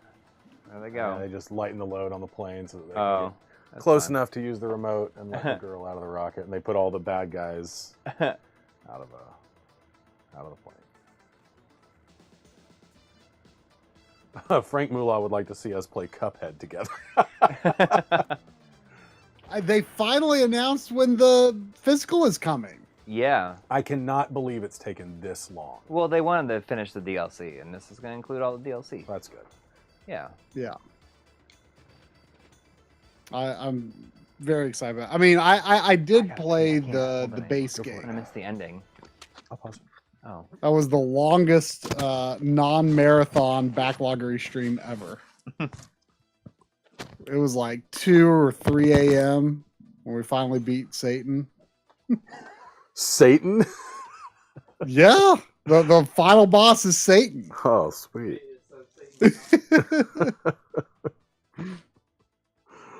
That's great. Corey's going to pee, so we're going to wait for him to come back to watch the end of the game. Yeah, we'll definitely be playing the delicious last course on the backloggery stream when that physical comes. I don't know what system I'll get it for. I mean, maybe Switch if there's really no downside. I mean, I've heard that the Switch version is really good. It's the kind of game I it feels right on Switch for some reason to me. Yeah, well, I mean, the thing I like about Switch 2 is the controller options. Like, I could use a Super Nintendo controller. Right. Because I love those Switch Online controllers. But I've heard like the base resolution is like 720p anyway. Oh, like no matter the platform.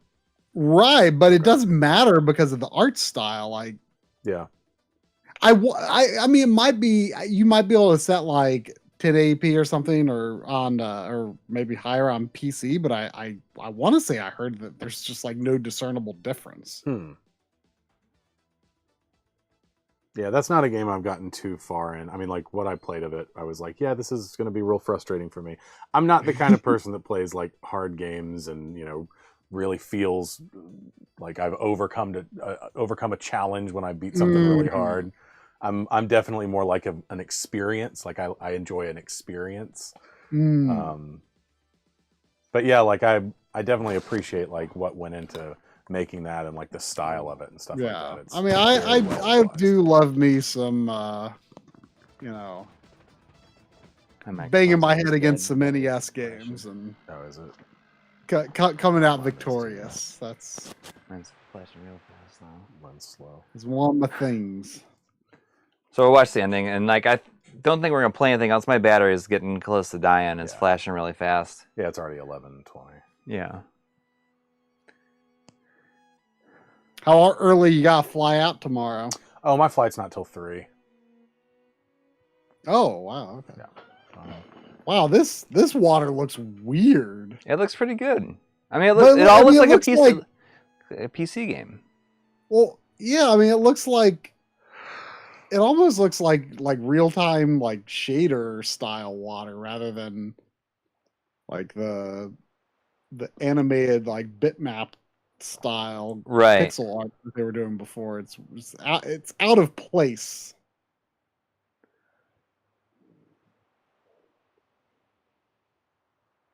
I wonder if then the sequel will pick up right from the ending. I'm not sure. I'm curious to see what movies they cover in the sequel. I mean, how many movies were completely unreferenced by this? Oh my goodness. They made 18 movies, and I would say that this covers like I would say that they did a good job of diving into maybe 5 of their movies. Maybe 5 of them. So there's still a lot there. Slaps. Oh wow, Mr. Do completed Werewolf the Last Warrior. I'm excited to get to that. Oh. I recognize that cover art. Yeah, I have not cleaned or shelved any games since Retro World, and there is like an unholy stack next to me. Oh, really? Of games that I need to clean and shelve. I've added them to my backloggery though, unlike Coury. Yeah. But I've been really lazy about cleaning them, and I won't put games on my shelf until I've cleaned them. Man, look at that shimmer on that backer crawl. I know, right? Beautiful. On stream, it's pretty intense. It's pretty intense in person too. Like it almost looks like interlaced flicker on the stream. Yeah, it's just a constant flicker. Like you see the shimmer, and it almost makes it look like higher resolution than it is. Well, that's kind of how interlacing works, isn't it? Right. That's what I mean. It's like it looks like the. Oh no! Oh, you skipped the credits. It's okay. Oh, is there no fast forward for the Kickstarter? Oh no, it's not the same. It's not the same. I didn't know if there was any after credits. You know, my kids call it the after show. Is there an after show? Let's see. That's okay. It's not it's not gonna let me do it. Sorry. So it looks like Peter Jackson and I don't know who you look to. Terrence Hill looks like. I don't know. Well, that was fun and a little frustrating, and it's definitely very different in co-op. Yeah. Much more I mean, challenging in co-op. It seems like a bit of a sloppy game, Oh, but yeah, for sure. it's everything that is behind it is super interesting. Yeah. Yeah, Which is why people should go to the Dustin Kramer YouTube channel or just search YouTube for camera to console. Yep. And find all of your videos, including your latest video on watch this slaps video and so it beans. gets more than 59 views. Whatever. I know that is a travesty. Like that video is so good it should have so many more views than that. Oh, Yeah, Like, all of his That's really videos, sweet. really. yeah, I mean, we're just sitting you all in this chat room right now are failing this man and his wonderful videos. we're currently you need to sitting go at learn 79 about views. 79. 79. What was like you your all most need to viewed one? Like go the watch thing? this video and learn about Batman Returns spaghetti for Super westerns Nintendo and climbed up to Bud like Spencer and 800 Terrence something. Hill. So I'm at on that one. Yeah, the thing got a boost because who was it? The guy from Night Dive, Steven. Oh, okay. Yeah.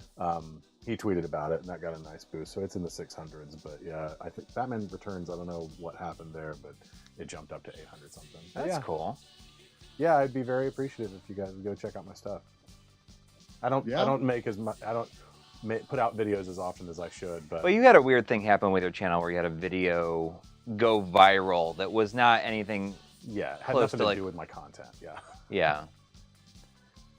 And like that hurts. Oh, Zane's dad says Terrence Hill looks like Jerry Reed. That's a real. Yeah, I think that's spot on. Peter Jackson and Jerry Reed. The buddy movie we didn't know we needed. The name of the channel is my name, Dustin Kramer with a K. But if you search From Camera to Console, that's the name of the flagship show, and that should also take you there. So, this was fun. Yeah, that was a lot of fun. Except for that one, the motorcycle level. Yeah, when it wasn't frustrating, it was fun. Yeah, and the elevator. Last couple levels kind of wears out its welcome a little bit after a while. For sure. But yeah, in the video, make it very clear that the game gets a mild recommendation because of like the love that they clearly put into this, and the love that they have for these actors in their movies. But like, if this does anything, I want it to shine a light on their work, and I think people should check out their movies because they're really fun and interesting. Yeah, I mean, it's made me want to check it out for sure. I think the second one is like not a Kickstarter game. I think they probably. Oh no, it's not. I don't think it is. So they probably made enough. Well, the from game that. must have done okay. Yeah. Yeah.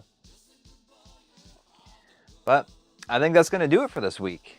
Thanks to everybody who donated, everybody who hung out. Thanks to Dustin for taking us through this game. Thanks for having me. Yeah, of course. And I'll do my best to get that Sega Ages video out end of week. And I mean, I'm going for it. I'm going for it every 2 weeks if I can keep it going. Get back into like a creative mode. So we'll see how it goes. All right, everybody, take care and have a good week.